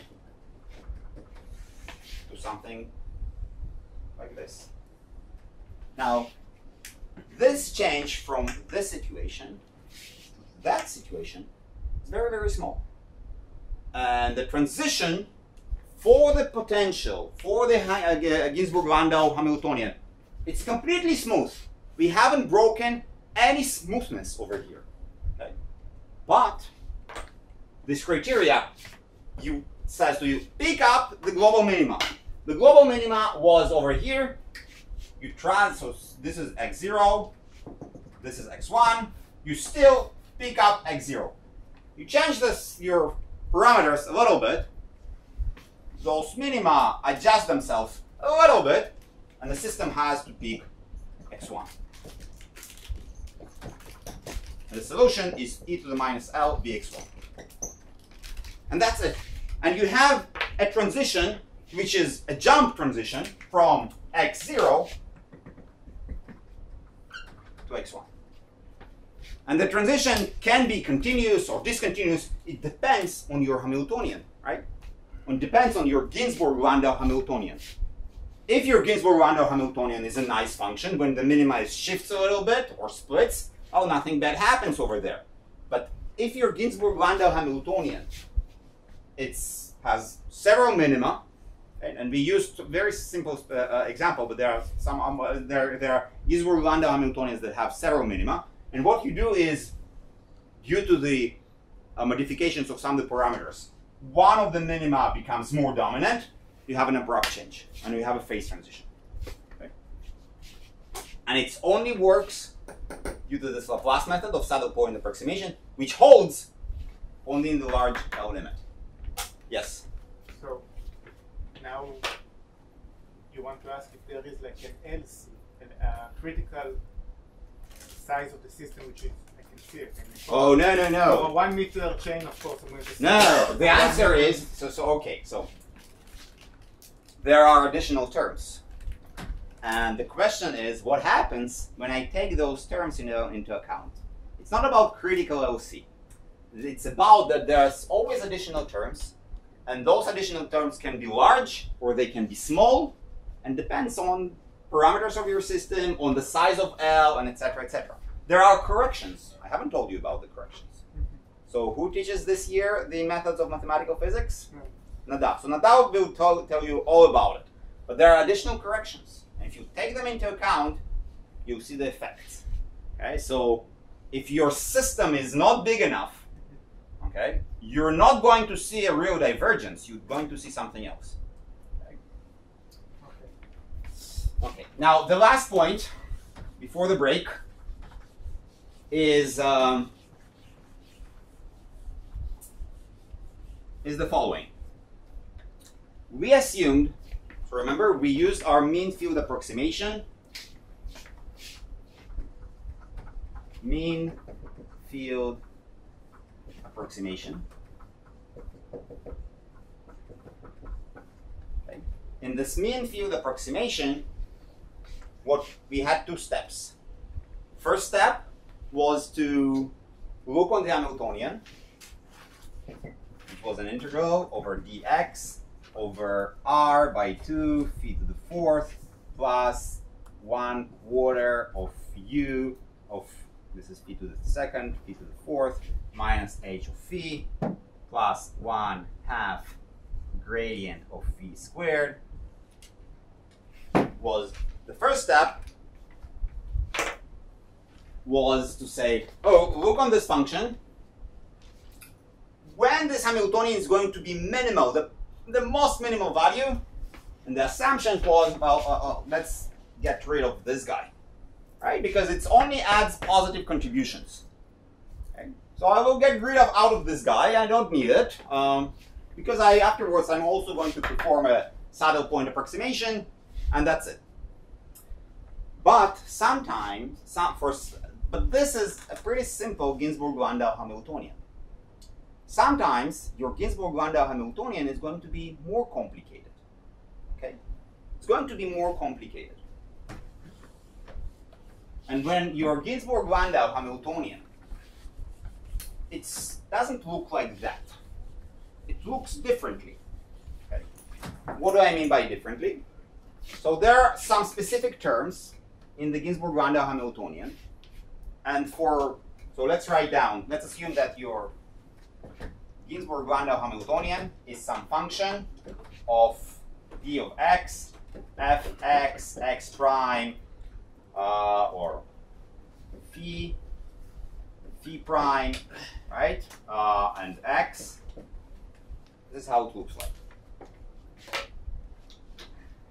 So my idea, or Ginzburg-Landau's idea, was You pick one specific function, okay? You pick one specific function, which is constant. You get rid out of it, and you perform an integration, and that's it. But sometimes your was a big F. No, it's was small. I'm sorry. This density gives you a minimal for H, not for a constant field, but for some other representation of phi. Okay, and you mentioned earlier Lagrange equations. Okay? So in analytical mechanics, you found a principle, which is a principle of minimal action, right? And the principle of minimal action was, oh, I'll have an action and I need to find its minima, and there is a variational principle, and it provides to me the Euler Lagrange equation of how to find the minima. The same goes over here. The idea of mean field, it's not an idea, okay? It's not an idea, oh, let's just plug something constant inside. The idea of mean field is to find the one specific phi, one single specific phi that minimizes this Hamiltonian, only one specific phi. Usually it's going to depend on a specific parameter. So for example, we found phi, which is sine of lambda x. You have a Ginzburg-Landau Hamiltonian such that if you plug this guy inside, your Hamiltonian is going to be minimal. Okay? Mean field approximation says you found this function, okay, and it has one parameter, lambda. Okay. Use only this function, no other functions for phi of x, and your functional integration d of phi e to the minus beta h, okay, of phi.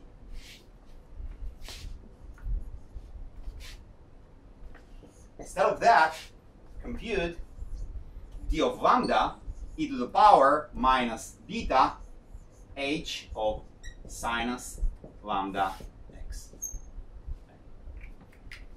So the mean field approximation, although it originates from, oh, I have a very uniform solution for the magnetization, and this is the physical idea. But mathematically speaking, okay, it's a little bit different. Mathematically speaking is when you have this enormous functional integration and you cannot do it, you simply can't. The way to approach this integration is to say, let's find a function for which the Hamiltonian is minimal, pick only this function, look on the parameters of this function and integrate over those parameters. Because what we have done for the constant, for the mean field approximation, we picked up a constant value for the phi, but we hadn't a clue what this constant value was, right? Exactly the same applies here. You pick one function, you plug it inside, you do this integration, and you hope that this integral you can solve by using the saddle point approximation. It's exactly the same idea, but instead of using something very simple, you're doing it a little bit more complicated. Okay, we are done for today, and I will see you all next week. Thanks.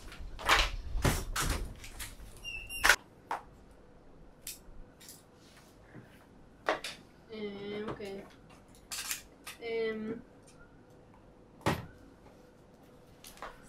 So in the last weeks of the course, we talked about the Ginzburg-Landau theory, right? We saw like some examples of that and how to use that. So basically, the method is to take some free energy. You can get it by cross-graining microscopic theory, or just by global considerations like symmetries of the problem. And then you write this free energy.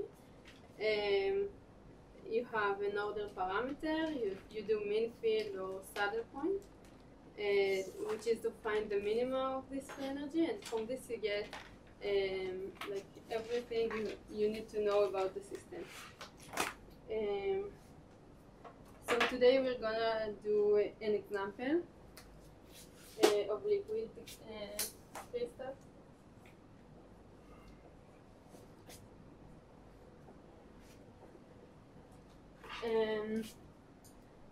So the idea of liquid crystals is that it's just another phase between a crystal and liquid.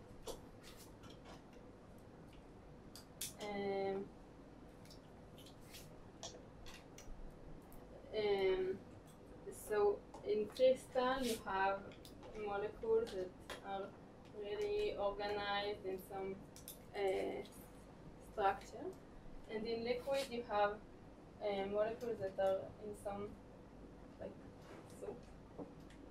And liquid crystals are some phases that are between these two.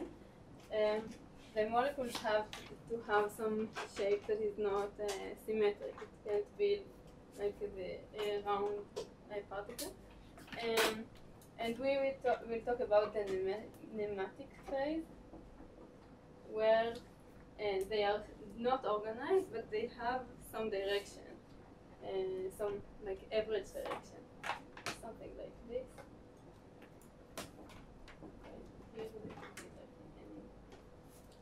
Okay.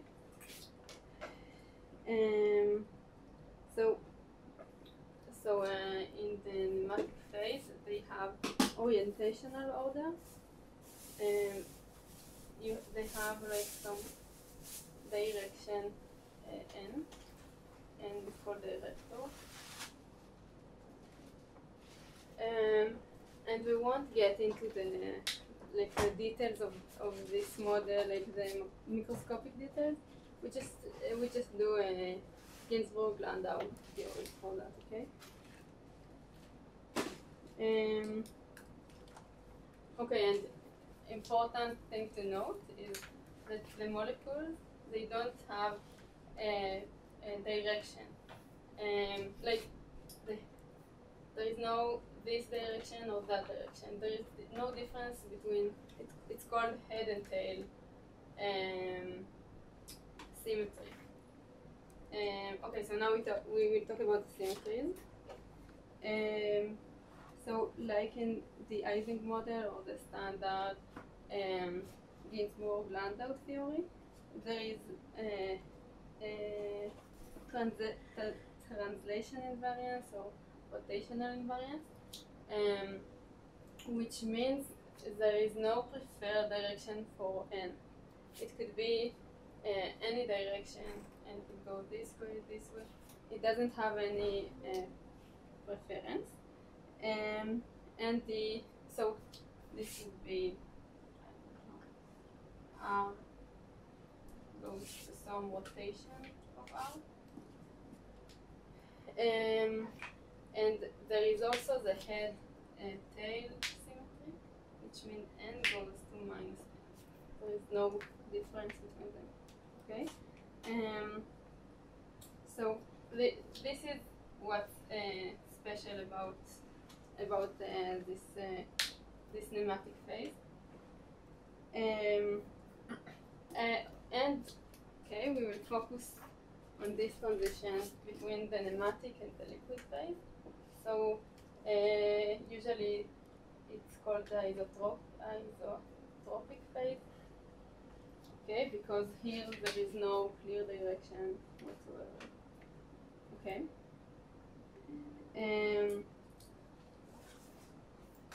Okay. So what would be okay? So now we want to write some free energy, but first we need to know what is the order parameter. Okay. So the order parameter has to have some direction and some magnitude.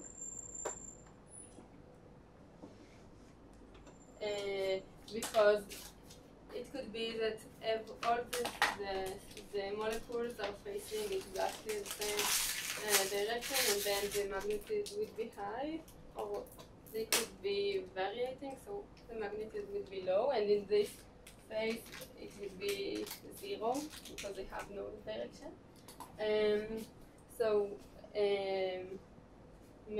Maybe the order parameter should be a vector. Like that's one option, but actually it's not a good option because a vector, say vector v, doesn't follow the n to minus n symmetry. But it can be n squared. N squared is a scalar, and then you don't have direction. Not an inner, maybe not an inner product. Yes. Okay. So Okay. that's where I'm getting.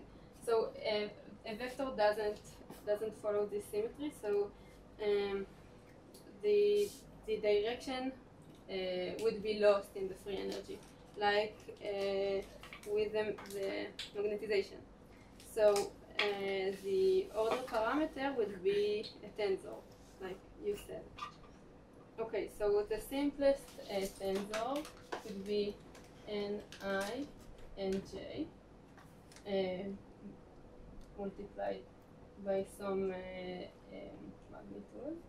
Okay, so this could be the order parameter, and you see that if you take n to minus n, then it's n. Okay, it stays the same. It's S, Ni, and J. But just to make it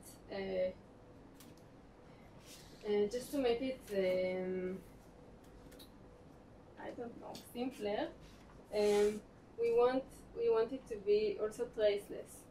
Okay, so we add minus there delta ij. Okay, so this is the order parameter. Why would you want it to be traceless? It's first of all, it's just simpler, and also this way when you are in the isotropic phase, you get that Qij is 0, so you have either 0 or 1. The 1/3 because we're thinking about 3D system, right? Yeah. Okay. Okay.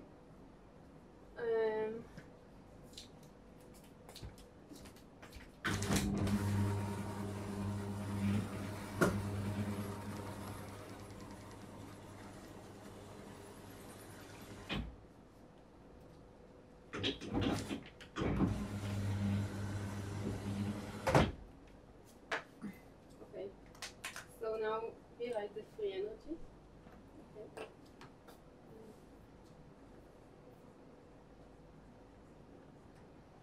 So, what terms could go into the free energy? So, terms like Uij are not good.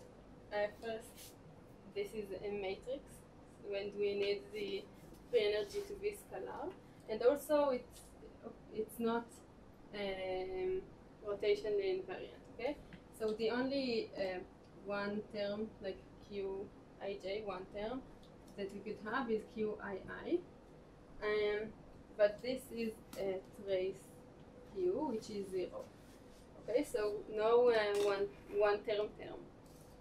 Okay, so what about two terms? So we could have Qij, and this is trace Q squared. So we could have that. And note that again we can't have Qij, Qjk,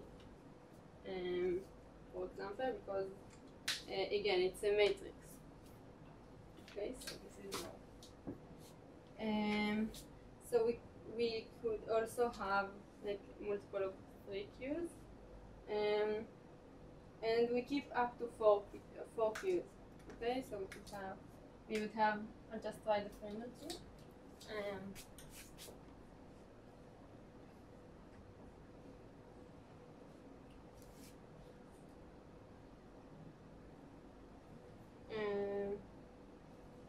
let's talk about the gradient terms first. Okay, and so the gradient terms will be something like this.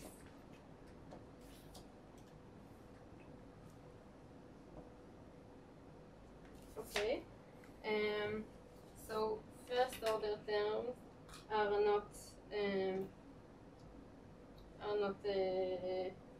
rotational invariants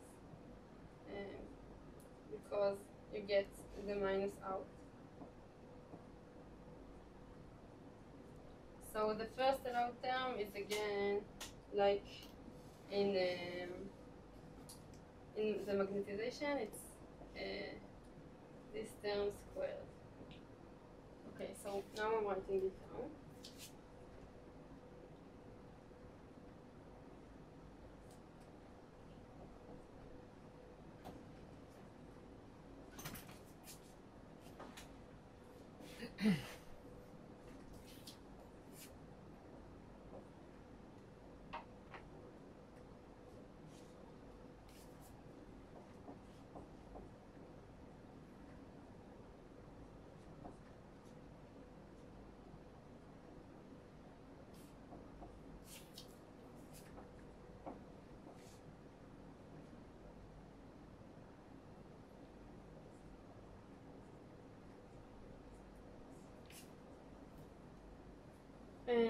And note that we have the cubic term because Qij goes to Qij because of the n to minus n symmetry.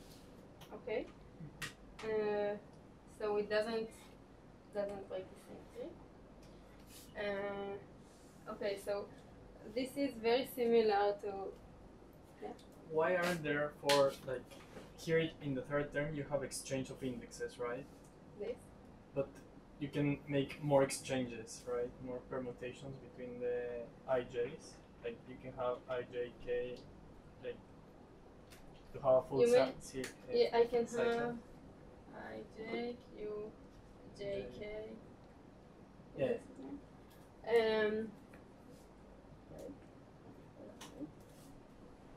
Okay, you are right, but they are interchangeable. Yeah. The artist is basically will go into the size of B, of coefficient B. No, but that's cubic and this is quartic. They are of the same order, so it doesn't make a real difference. It would go into C. Okay. Okay.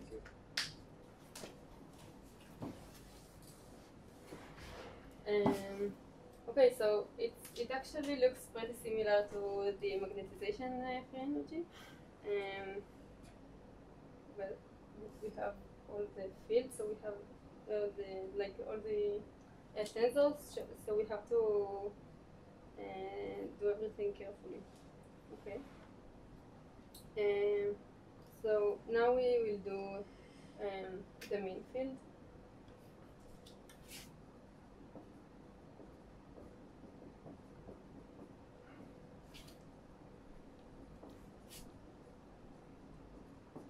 Okay, so the mean field would be to say that this goes to 0. And now we minimize the free energy. Okay. So to do that, we plug in Qij that we wrote here. So we'll just do it, I think, term by term. We start with this. Okay. So this is A.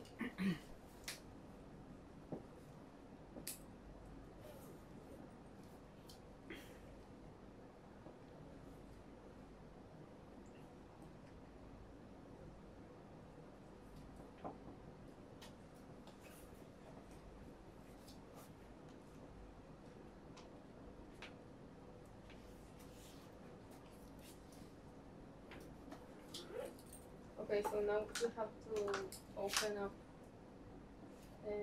this. So we have Nij.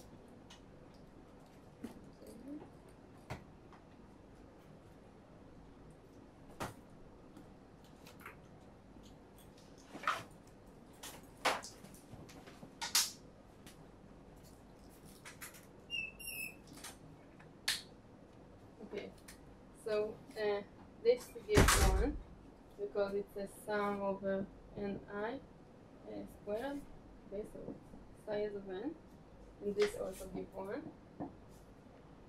And here, this, okay, I'll write it down.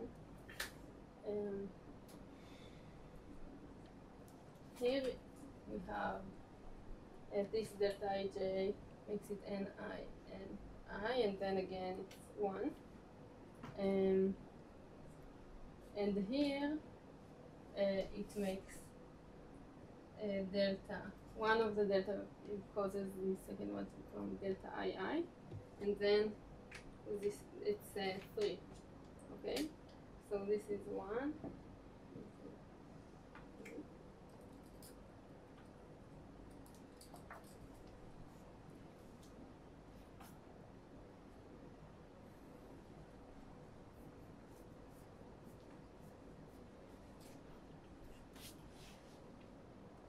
Okay.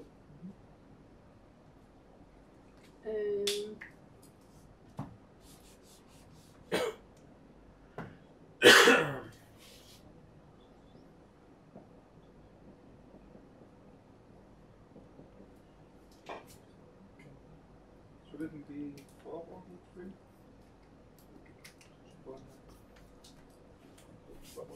חשבון כאילו יש כזה זה מה שאני רואה בו.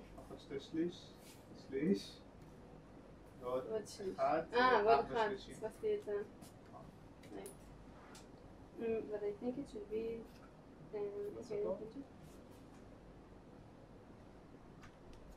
Okay, this is a... 1 over 9, okay. Right. Yes. Okay. Fine. Thank you. Okay. Okay. So this was this now. Now we will do this one.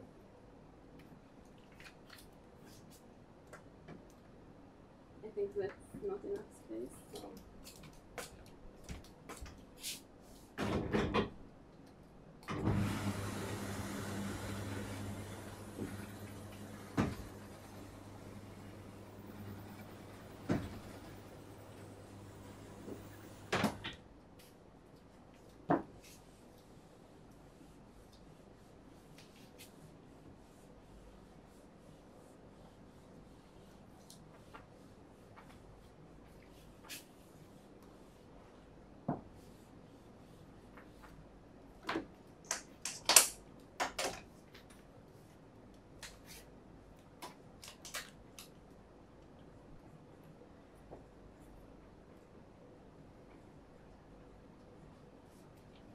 okay, so now for the cubic term, I'm sorry, it would be ugly.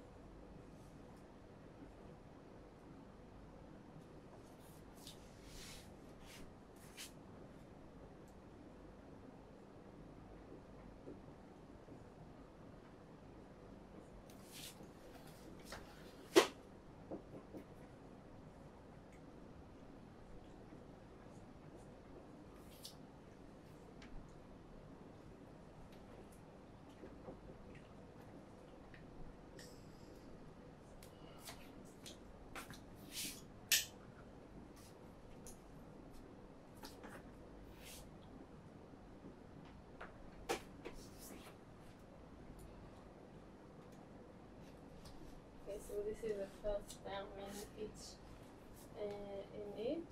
and now it's kind of cheating, but it's also not so cheating.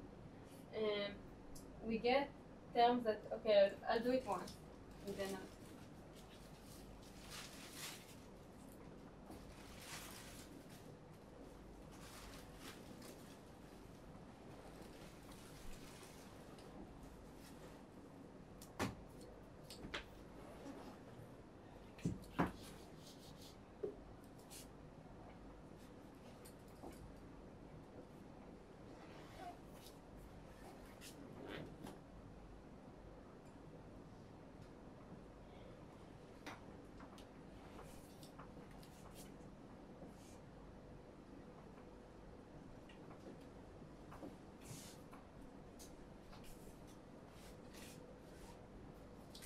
Okay, so this is 1 delta and 1 n term. Okay, and they are the only difference between them is the indexes, but they are actually the same. Okay, so for the 2 deltas, I'll just do 1 9 times 3.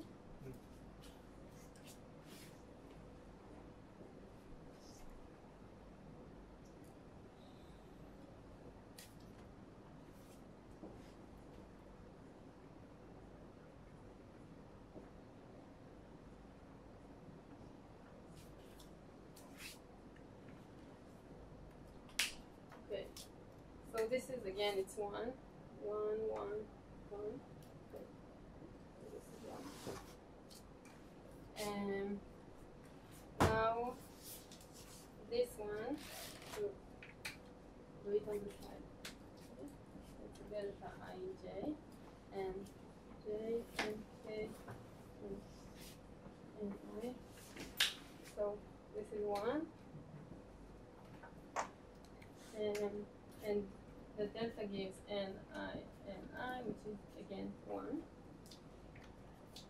So each of these give 1. And this one is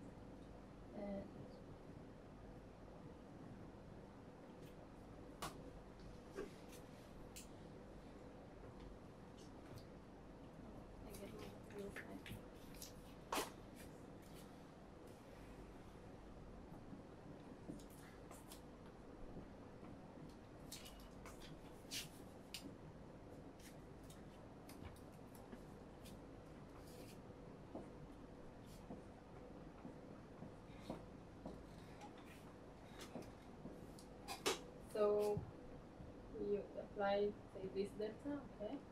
So we call delta ij and j and I, and then this delta makes it ni and I. So this is 1 again, and the last one.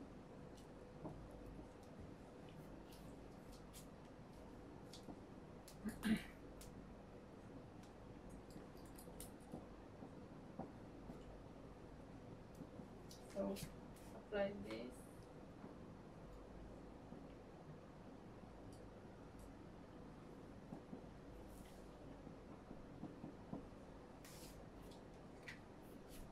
Good.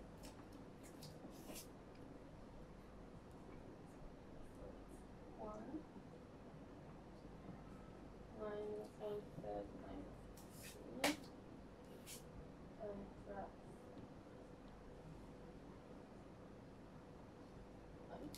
this one.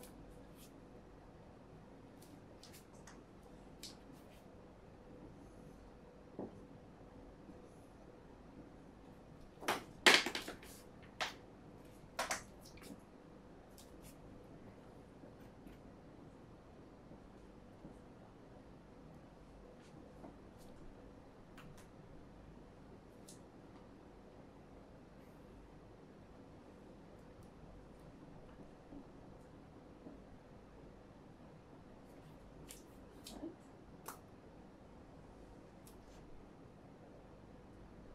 Should be right. Okay. So back to the free energy.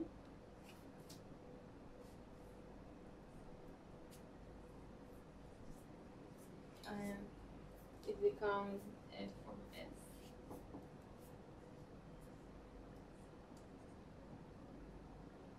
You want to rush now?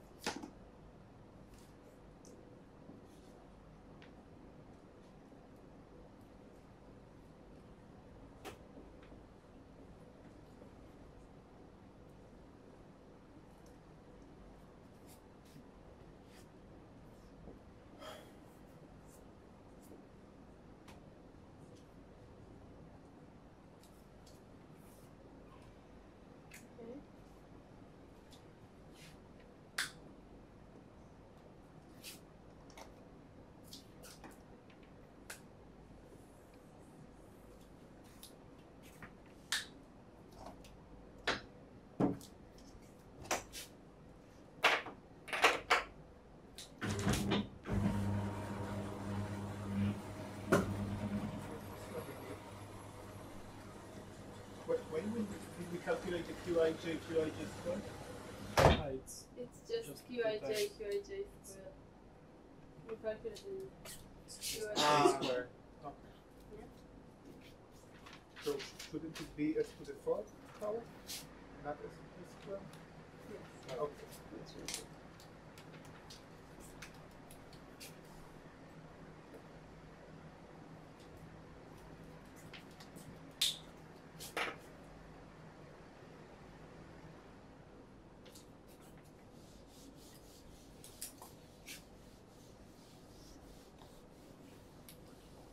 Okay, so now we can minimize free energy.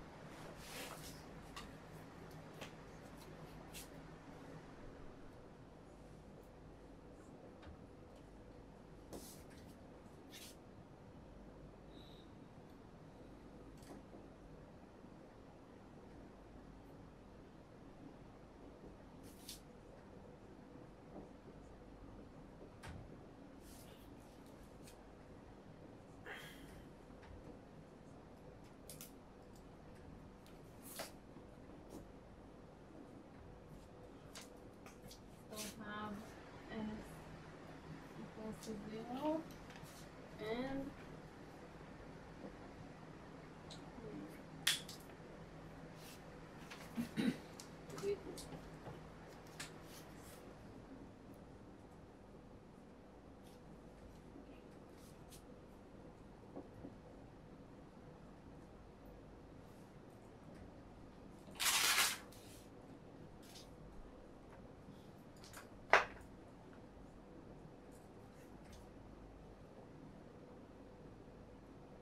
okay, so this is x equals to 0. And this one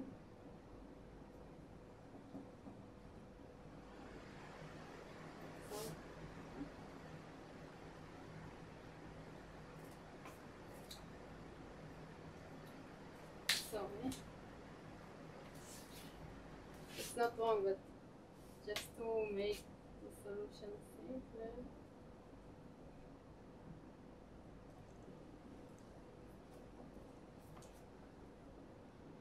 So we have -3.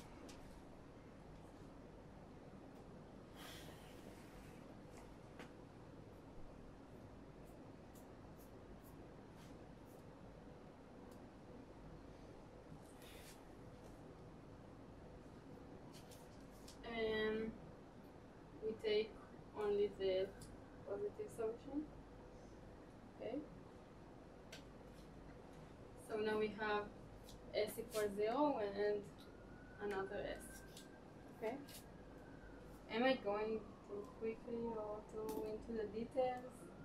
No, it's perfect. Okay.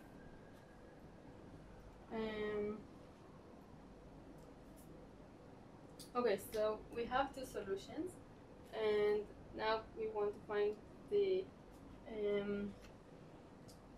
transition point.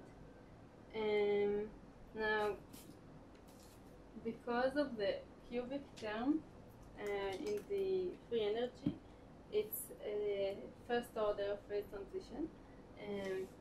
It means that if we look at the free energy,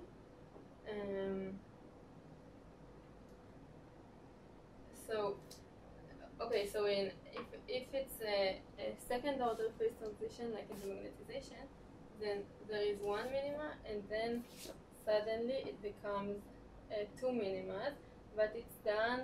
It starts from 0 and then gets further apart. So it's done continuously, but in second order phase transition, it just it jumps. The order parameter jumps.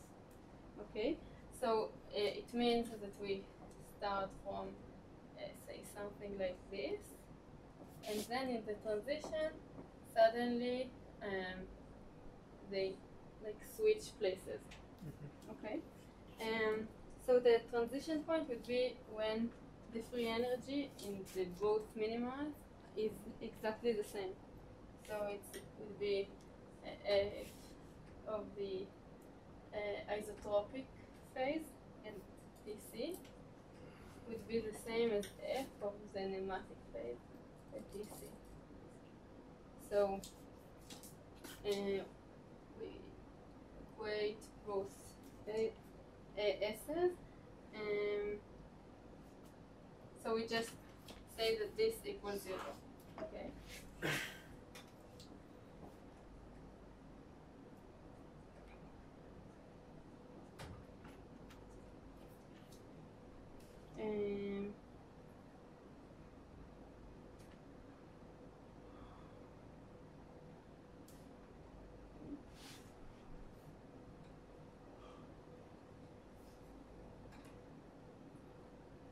Sorry. We say that this equals to 0. What is equal to that? The free energy. This is 0.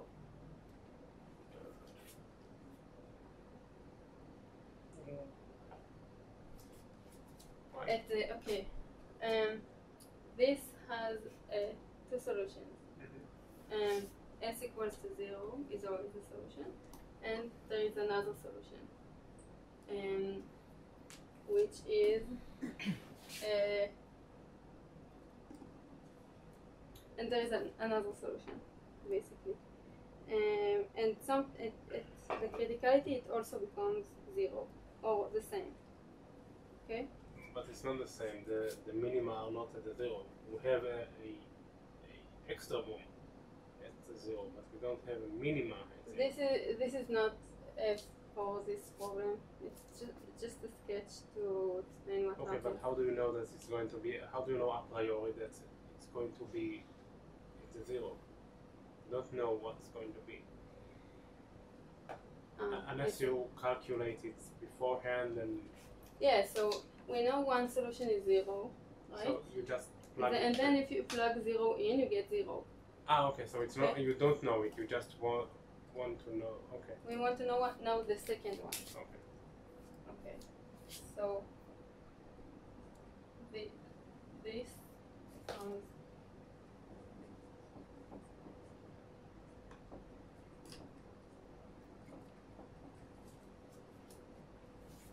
and we also have the minimization term that like the free energy should be minimal. Okay, so this is another equation.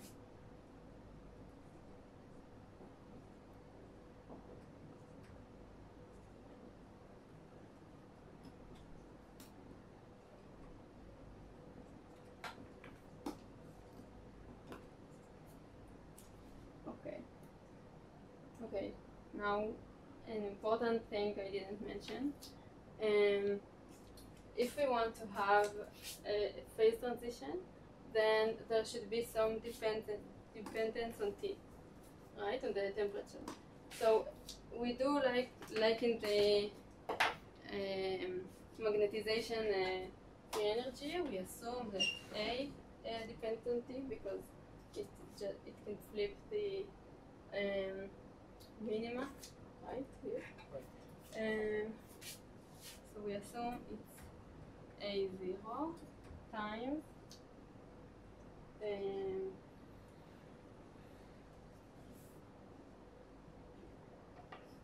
okay, T minus T star, and it's not Tc because of the first order phase transition. It would be clearer later, but the point is that it's not Tc. Okay.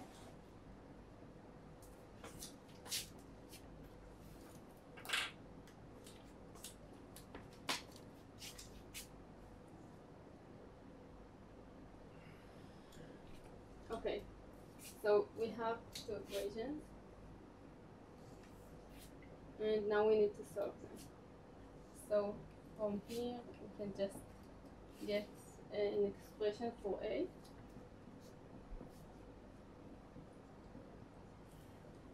And plug it into here. So we have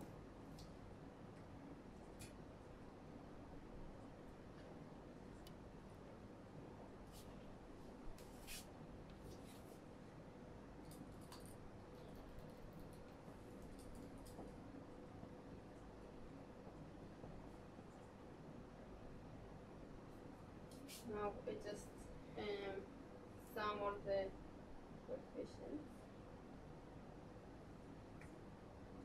So this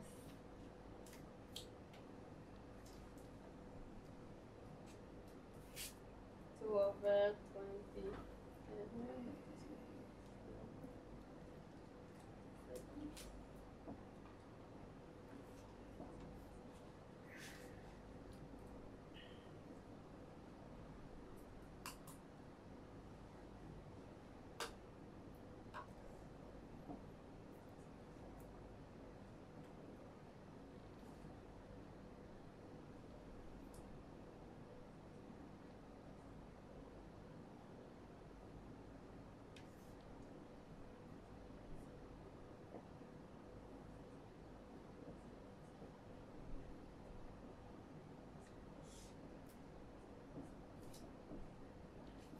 So from this we get this S, we call it SC.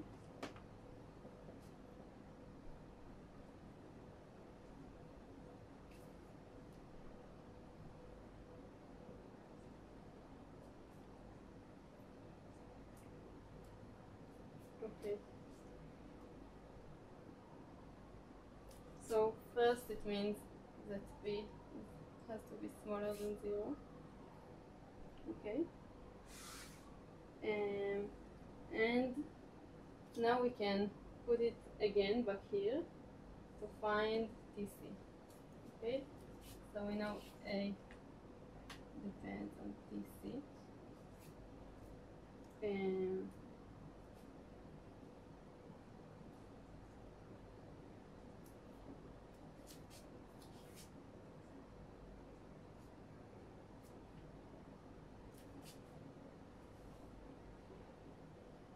Wait, that's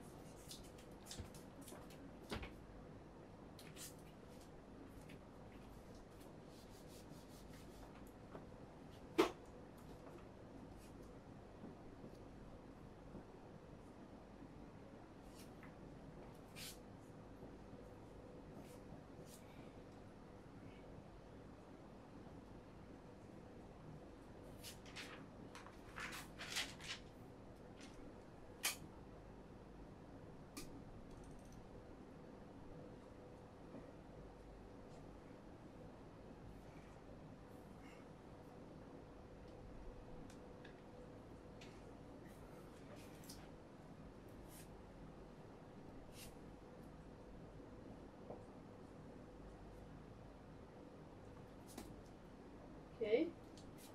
Now A of TC is A0 times TC minus T star. So we can get TC.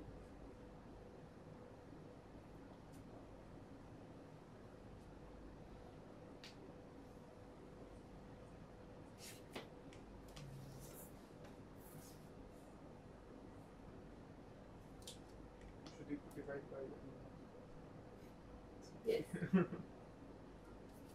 you.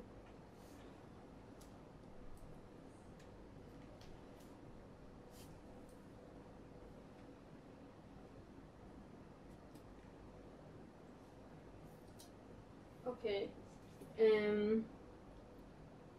So basically, what would have happened if V was 0? Like if we had no cubic term, then TC would have been T star, which is where the coefficient of S squared changes its sign, and then it's the second order phase transition.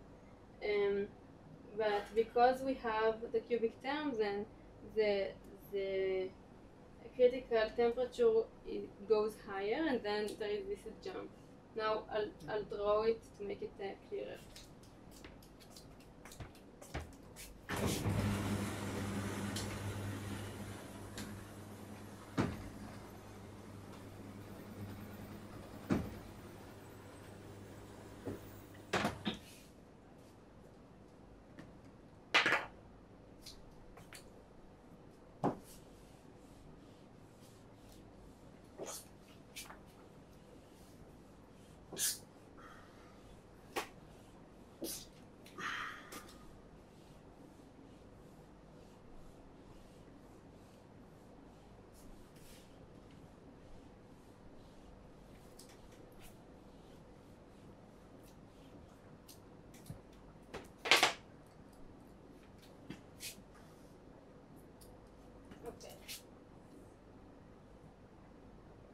So we look at S of T.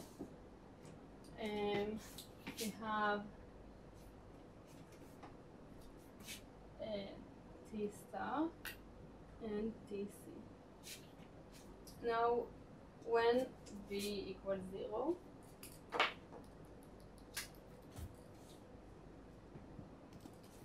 then they are just the same, and the solution becomes 0, right? So the solutions are again the same. Say here, let's call it TC. So okay, no, we'll do it here. So S is 0, and then here it goes smoothly. Okay. Now, when V is not 0,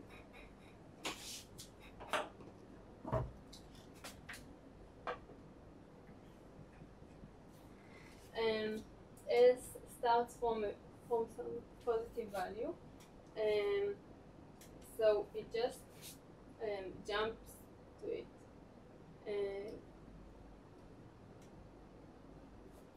So here the solution is 0, okay, again, and then it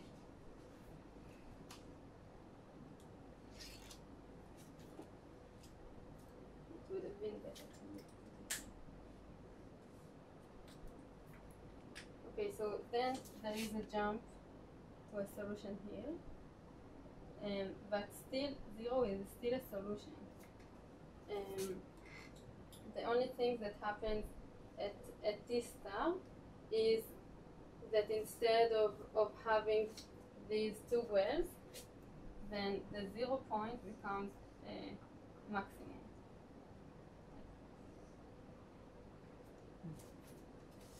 Okay. Should I say it again, or is it okay? It's okay.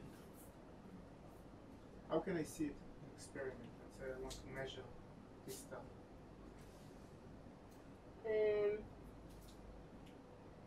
What's I'm the not physical sure. meaning? I think that you can try and keep it on this solution. Do it maybe like adiabatically or very carefully. You can keep the system in this one for some more time, but I'm not an experimentalist.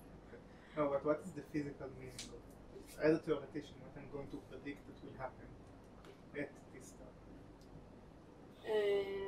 Yeah, I see. Okay, so first of all, the physical quantity is Tc.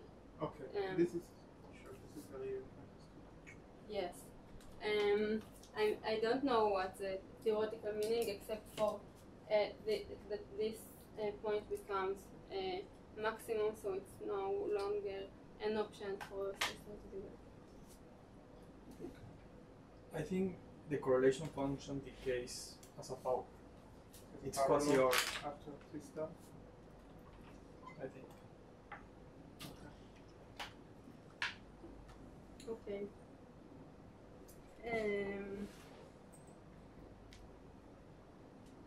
Okay, so now we're going to discuss domain one, which Stas didn't talk about, right? So I'll briefly explain what it is. So when talking about magnetization, then there is the paramagnetic phase where there is a total disorder, and then in the magnetic phase, then the system, say these are all the spins, they could be all up or all down. But sometimes it could happen that there are two parts of the system that are in different magnetization. It could be like close to the transition, for example, or if you hold the two parts at a different magnetization. But basically, close to the transition, they don't know what's going on, like on the two sides. So it could happen that in this side they are all up, and in this side they are all down. And then there is some transition phase, transition like not phase, but some part that is a transition between these two domains. So in such a case, you can't drop the gradient term from the free energy, okay, because there is some gradient here.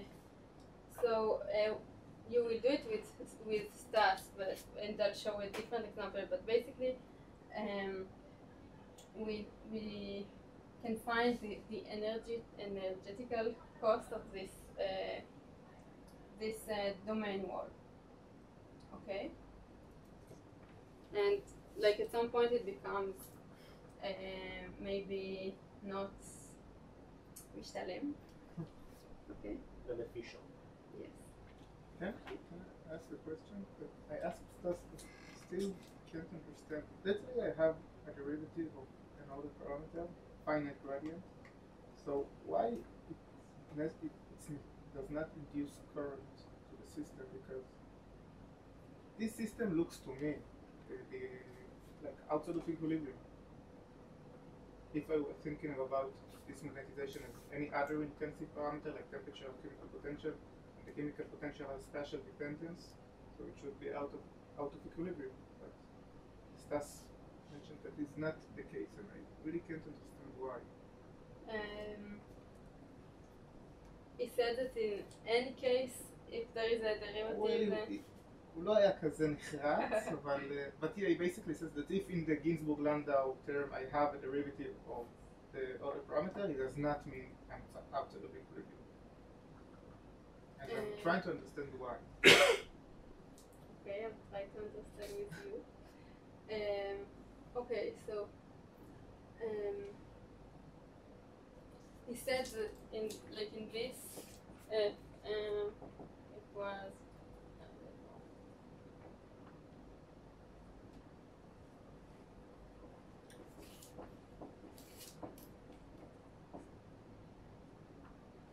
this is not out of equilibrium. Yes. Okay, so first I think that this might be one of the cases. Okay.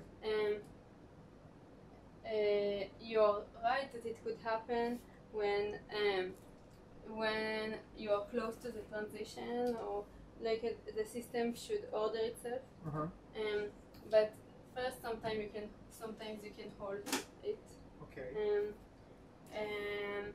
And maybe sometimes the system can just get stuck at some, I don't know, just guessing, but it can get stuck at some local minima where it can't, like this domain wall, it can't escape this domain wall. Okay. Maybe. Okay. And actually, in the last time, I did an example when you have a field which depends on x, and then you need, like, the system has to respond to this field that is applied on the system, Okay. and then the equilibrium would be when the magnetization is different in some places. Okay. You see?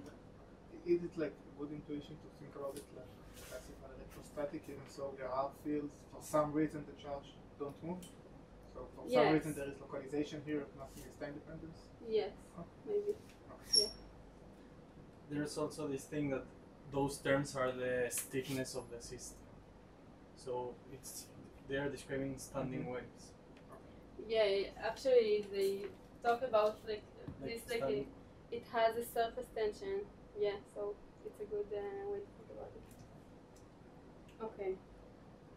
And the other thing is that the correlation function, you can see that it's logarithmically decaying.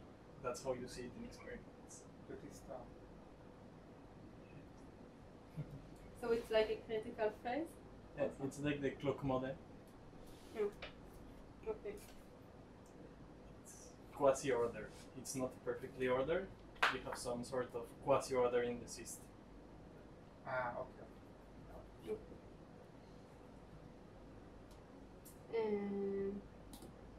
Okay, so I think Stas will do something a little different. But anyway, what I will do is when you have a system and say in this side is it's isotropic and here it's pneumatic. Okay, so here we go whatever. So here S equals 0 and then here it's S0, which is this solution. Okay.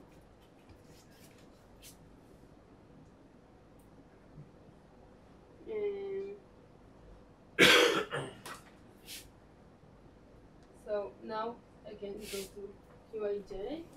So we have S that depends on X because like on this side it's 0. Okay.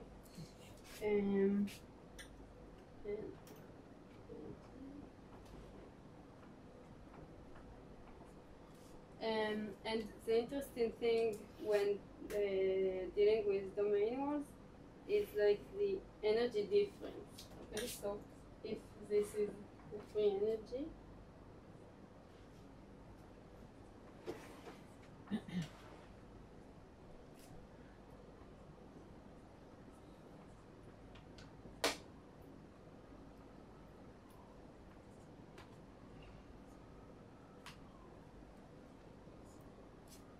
okay,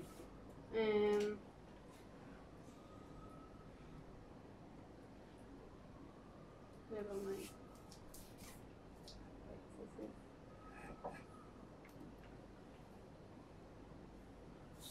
Oh, sorry. Really sorry. Okay, so this is Qij, and we have to take the derivative. Then we have only the derivative by 0 by x and the contrast. And then I put it into the free energy.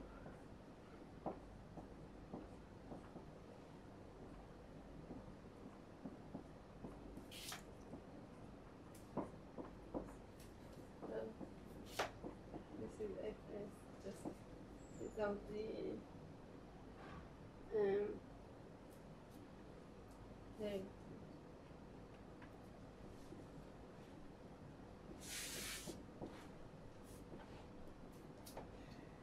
okay, so now to minimize it, we need the Euler-Lagrange equation because it's functional.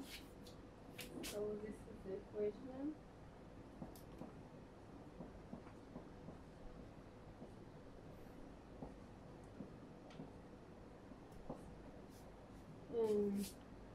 And this is L, of course. So we take derivative by S.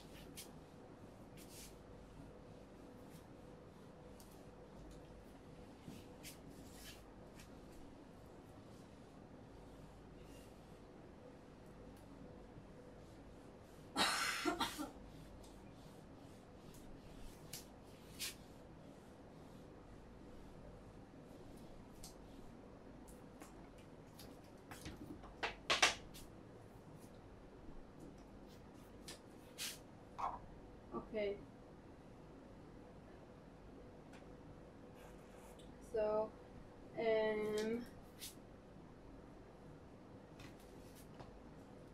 wait.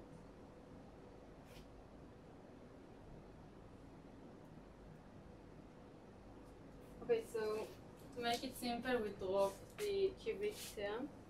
Okay, then we have this free energy, where S0 becomes square root of minus A over C. And then this is a differential equation. And now we do a trick. We multiply it by S tag. Okay.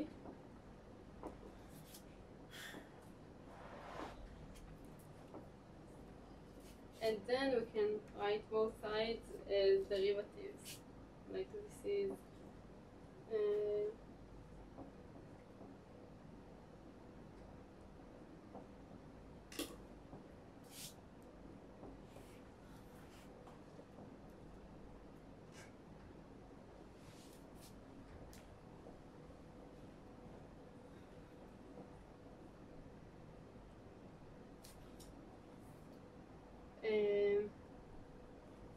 and then we can just we can just drop the derivatives and add some constant. Okay, so we get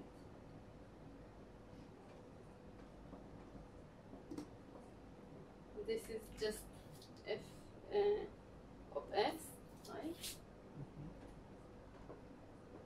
And we call the constant f of s0. And then now we have an equation with first derivative. So there is an ugly trick which I won't bother you with to show that this is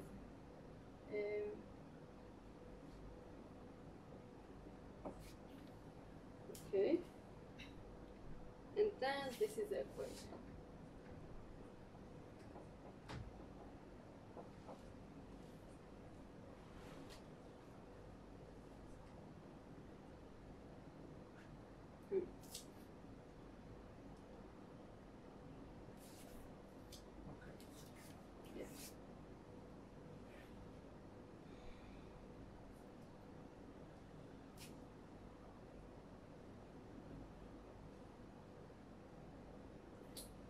Okay, so this is the s and the x. So we can solve the equation by doing for that משתנים. Separation of variables. Yes, separation of variables. Okay, so I just first I take square root and I multiply by the x.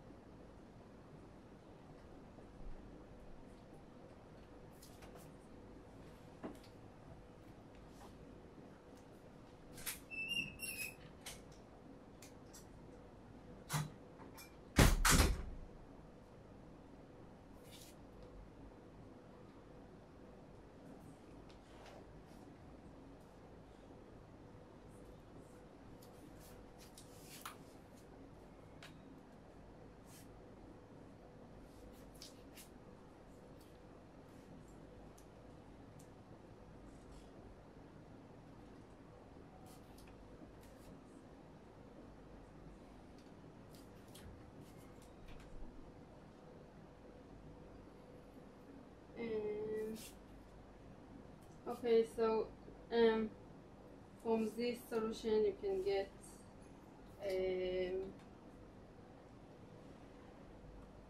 you can do very ugly algebra. Okay, I want to do this ugly algebra, but the point is that you can make it. You can do like an exponent. Okay.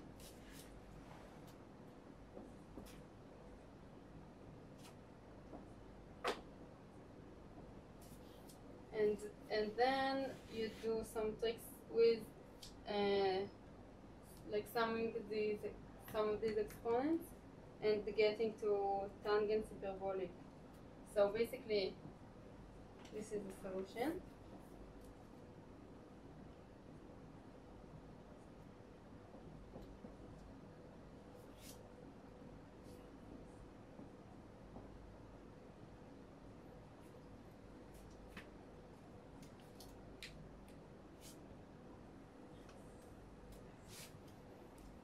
Okay. So what this solution means? So we have X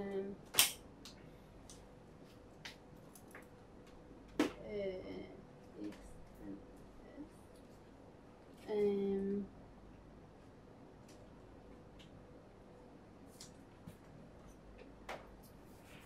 Okay, this is awkward.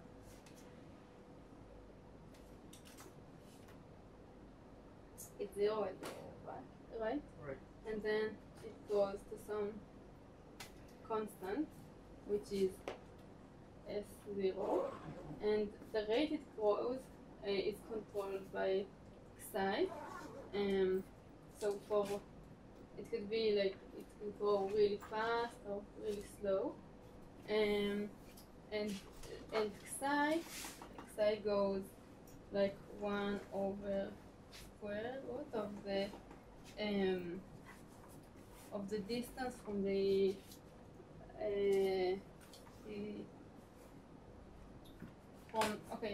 like the reduced temperature, okay, from the distance from the critical temperature. So when it's really far from the critical temperature, then it would be something that is quite sharp. But close to the critical temperature, it would be something really smooth. And it makes sense because close to the critical temperature, then the jump between these two options is not doesn't cost much energy. Okay. So is the size of the domain, right? Yes, exactly. Okay. Now there is another kind of domain world which is more similar to the one I explained, like when I talked about the magnetization.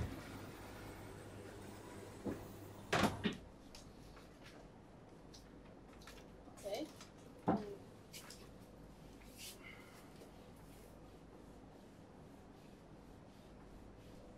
And it's when it's pneumatic on both ends, okay? But the director points to another direction, okay? So here it would be say X and S. Here it would also be S0, okay? So basically, the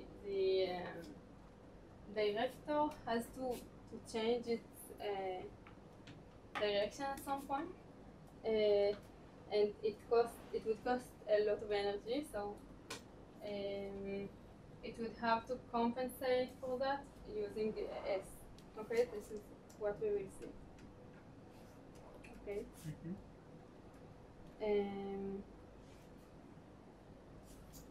So again, F.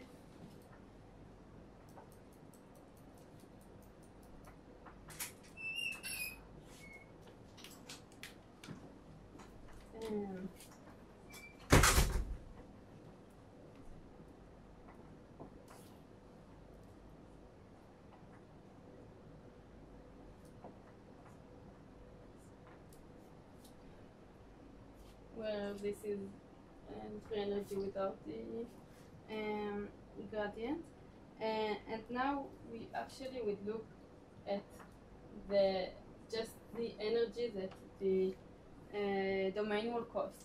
Okay, so it would be f of q minus f of q0, which is the energy when there is no domain wall.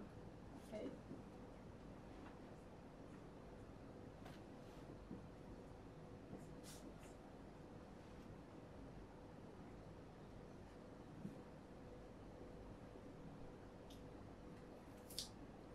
Okay, so now we need to compute this.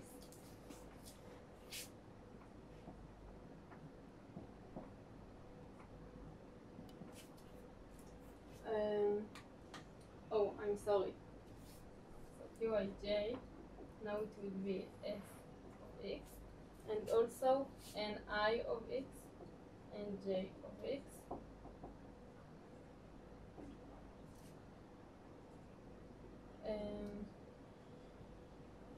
Where n The first example we just finished with is it 1D system, right? the changes on 1D. Okay.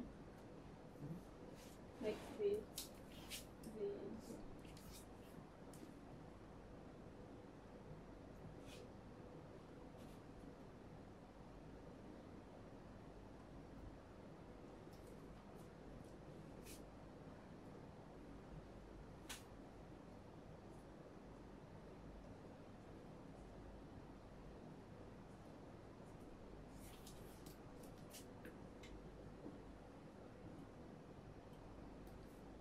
okay, and is a vector that changes from this.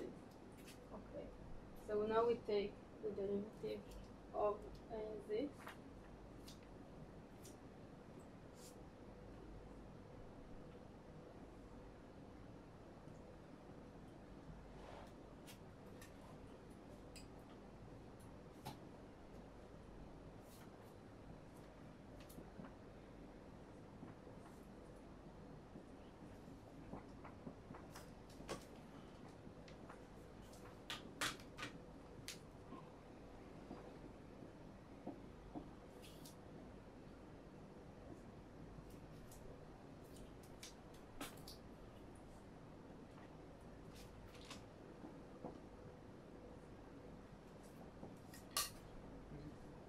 And check down.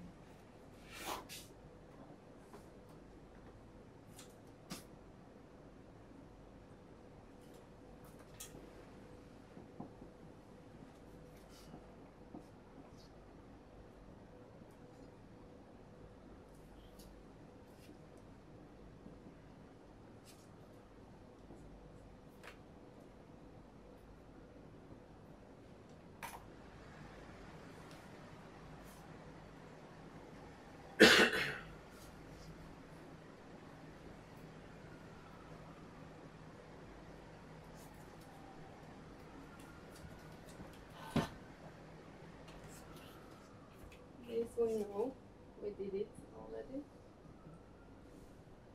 And it's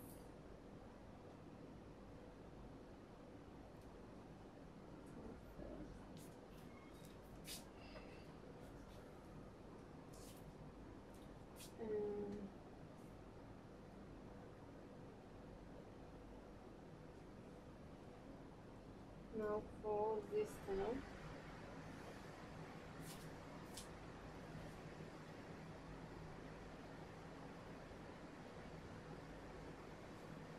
Then it would be when like opening up this whole thing.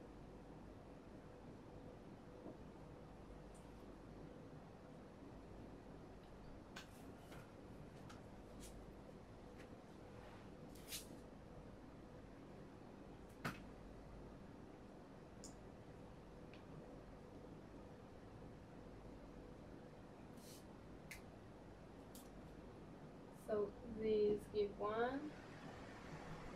and this. Now what about this term? So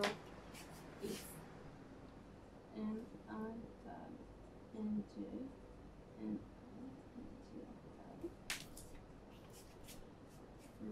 just like sum over I and I tag and I, and this is like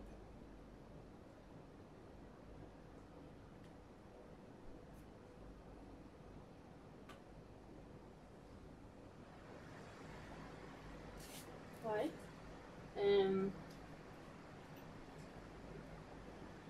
but this when you take the derivative out, then you get it's just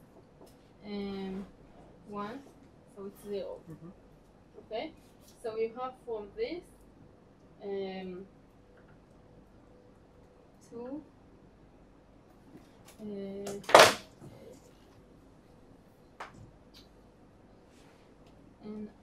I tag 12. Okay, and for the middle term, okay. Yeah, I won't bother you again with the same math, but you get that it's 0. Okay.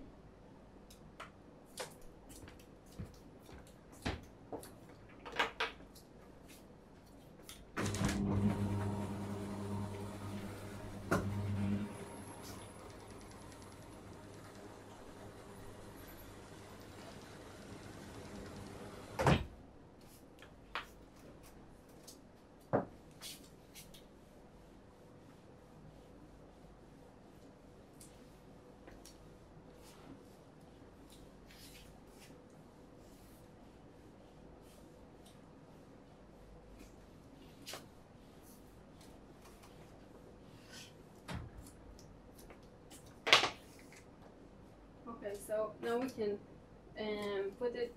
Oh, sorry that it's cut. We can see it properly. So we put it back into the free energy, and we get first this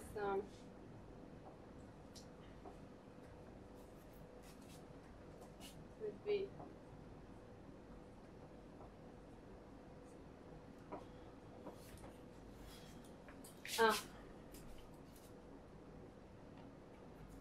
okay, an important thing to mention. This was 2 n squared, so it's just 2 theta. Okay.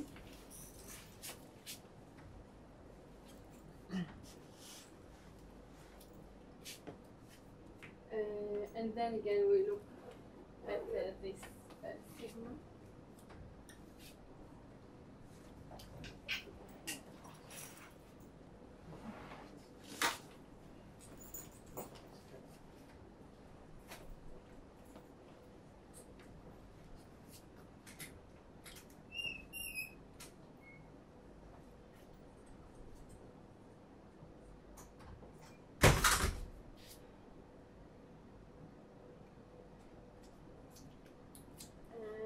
And we say that this is close to the minima, so it's okay. So now again we have this functional which we have to minimize. So we do Euler-Lagrange. We will do it now only for theta. Okay, so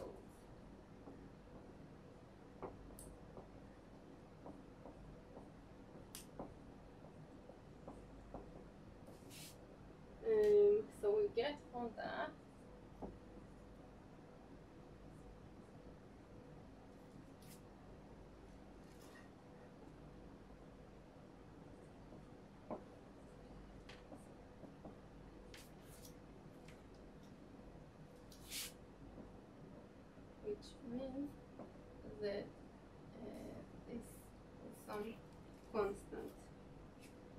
Okay. Now, when doing the Euler-Lagrange for S, you get another complicated equation. Actually, I'll just write it down. This is the S equation.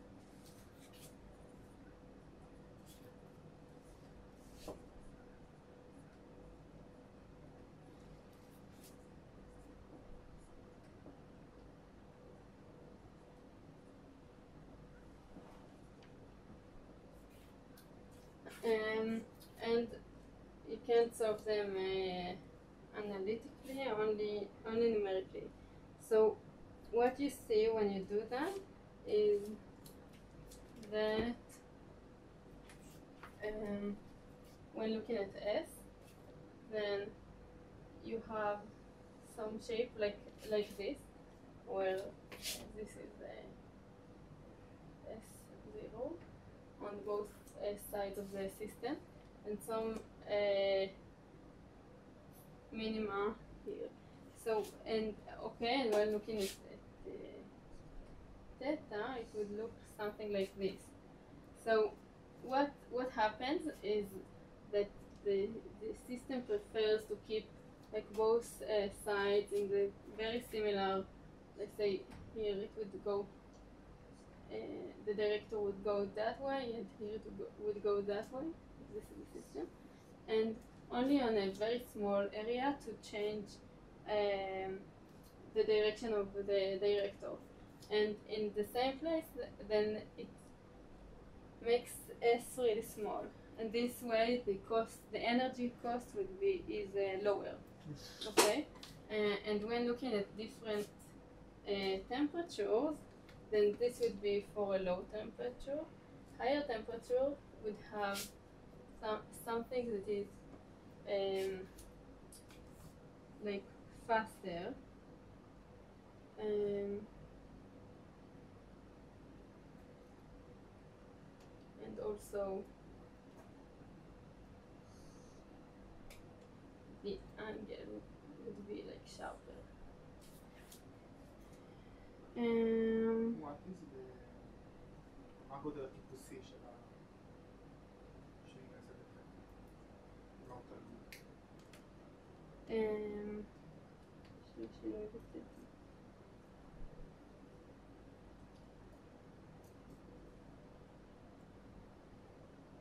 Okay, I couldn't get into the details of the calculations, but it's something again like square root of L over A. Okay, it's again the same idea. When the temperature is higher, then it allows more like higher energy cost. I think that's it. Okay. Yeah. Okay, thank you. Thanks. I'm going to upload the solutions to the homeworks after their submission time. No. No? Yeah, sorry. If you want to ask me, then maybe I try to help, or if there's something that is very relevant, and maybe Yeah, I want to check if we have solution to that. okay, so nothing planned. תודה רבה.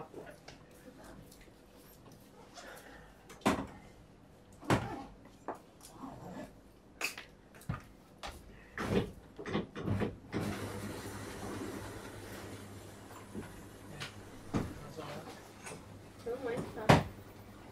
היית בבית? כן.